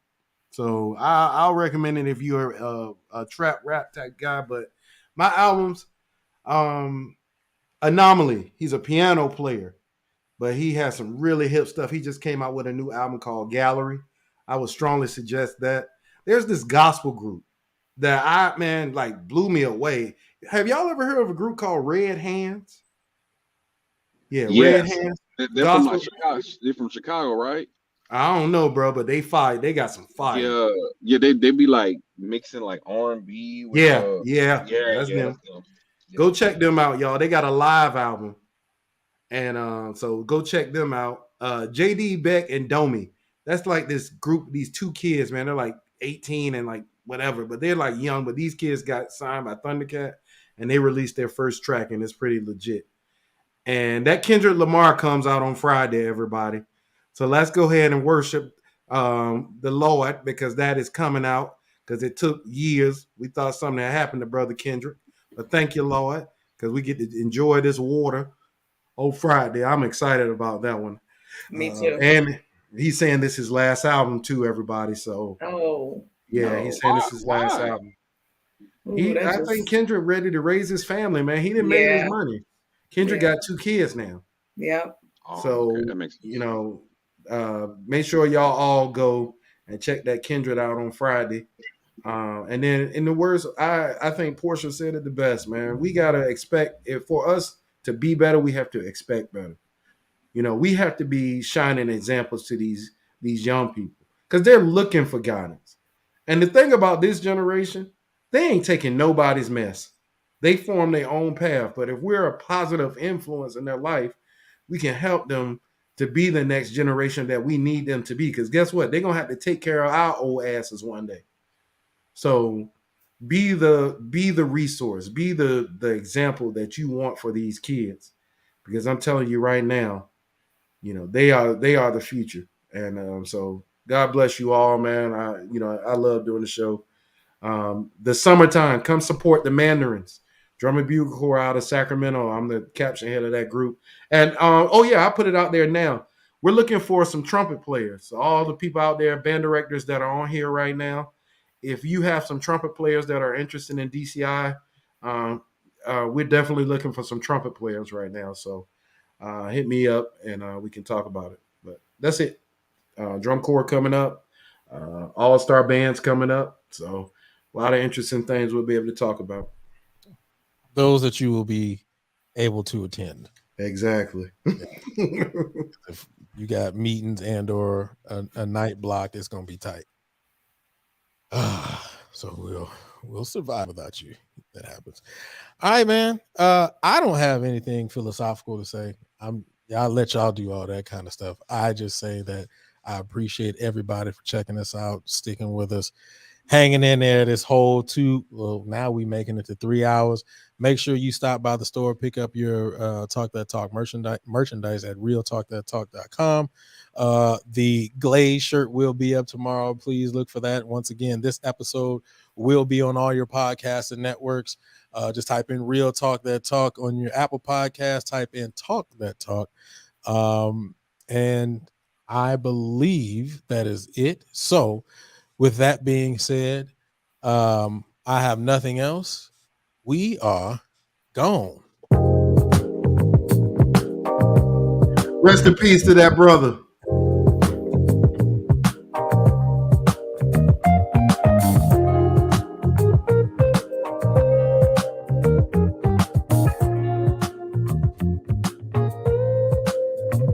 In this moment, yes, I cannot say what's wrong or right. It's not hard to fool me, 'cause I'm addicted to the good life. Yeah, lead the way. I follow. No need to say where we are heading now. I don't care if we get copyright with it. We'll be all right. I follow. Rest in peace to brother Kevin Sanders. Yes, sir. Kappa Alpha Psi's finest. So tell your good lies, 'cause I'll buy no matter what. Yeah, susceptible life before the moment flies. Ooh, New show tomorrow. tell your good lies, The feature 'cause I'll buy no matter what. with Maya and Portia and Sean. Susceptible life. Big Shirley, I see you.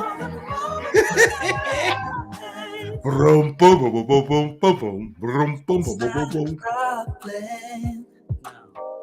Oh, I man. know what I'm getting into. Yeah. All right, man. We out of here. Rest in peace, Nothing brother. can stop me. 'Cause I'm addicted to what you and I realize. Lead the way. I follow. No need to say where we are heading now, babe. I follow to the edge of it all.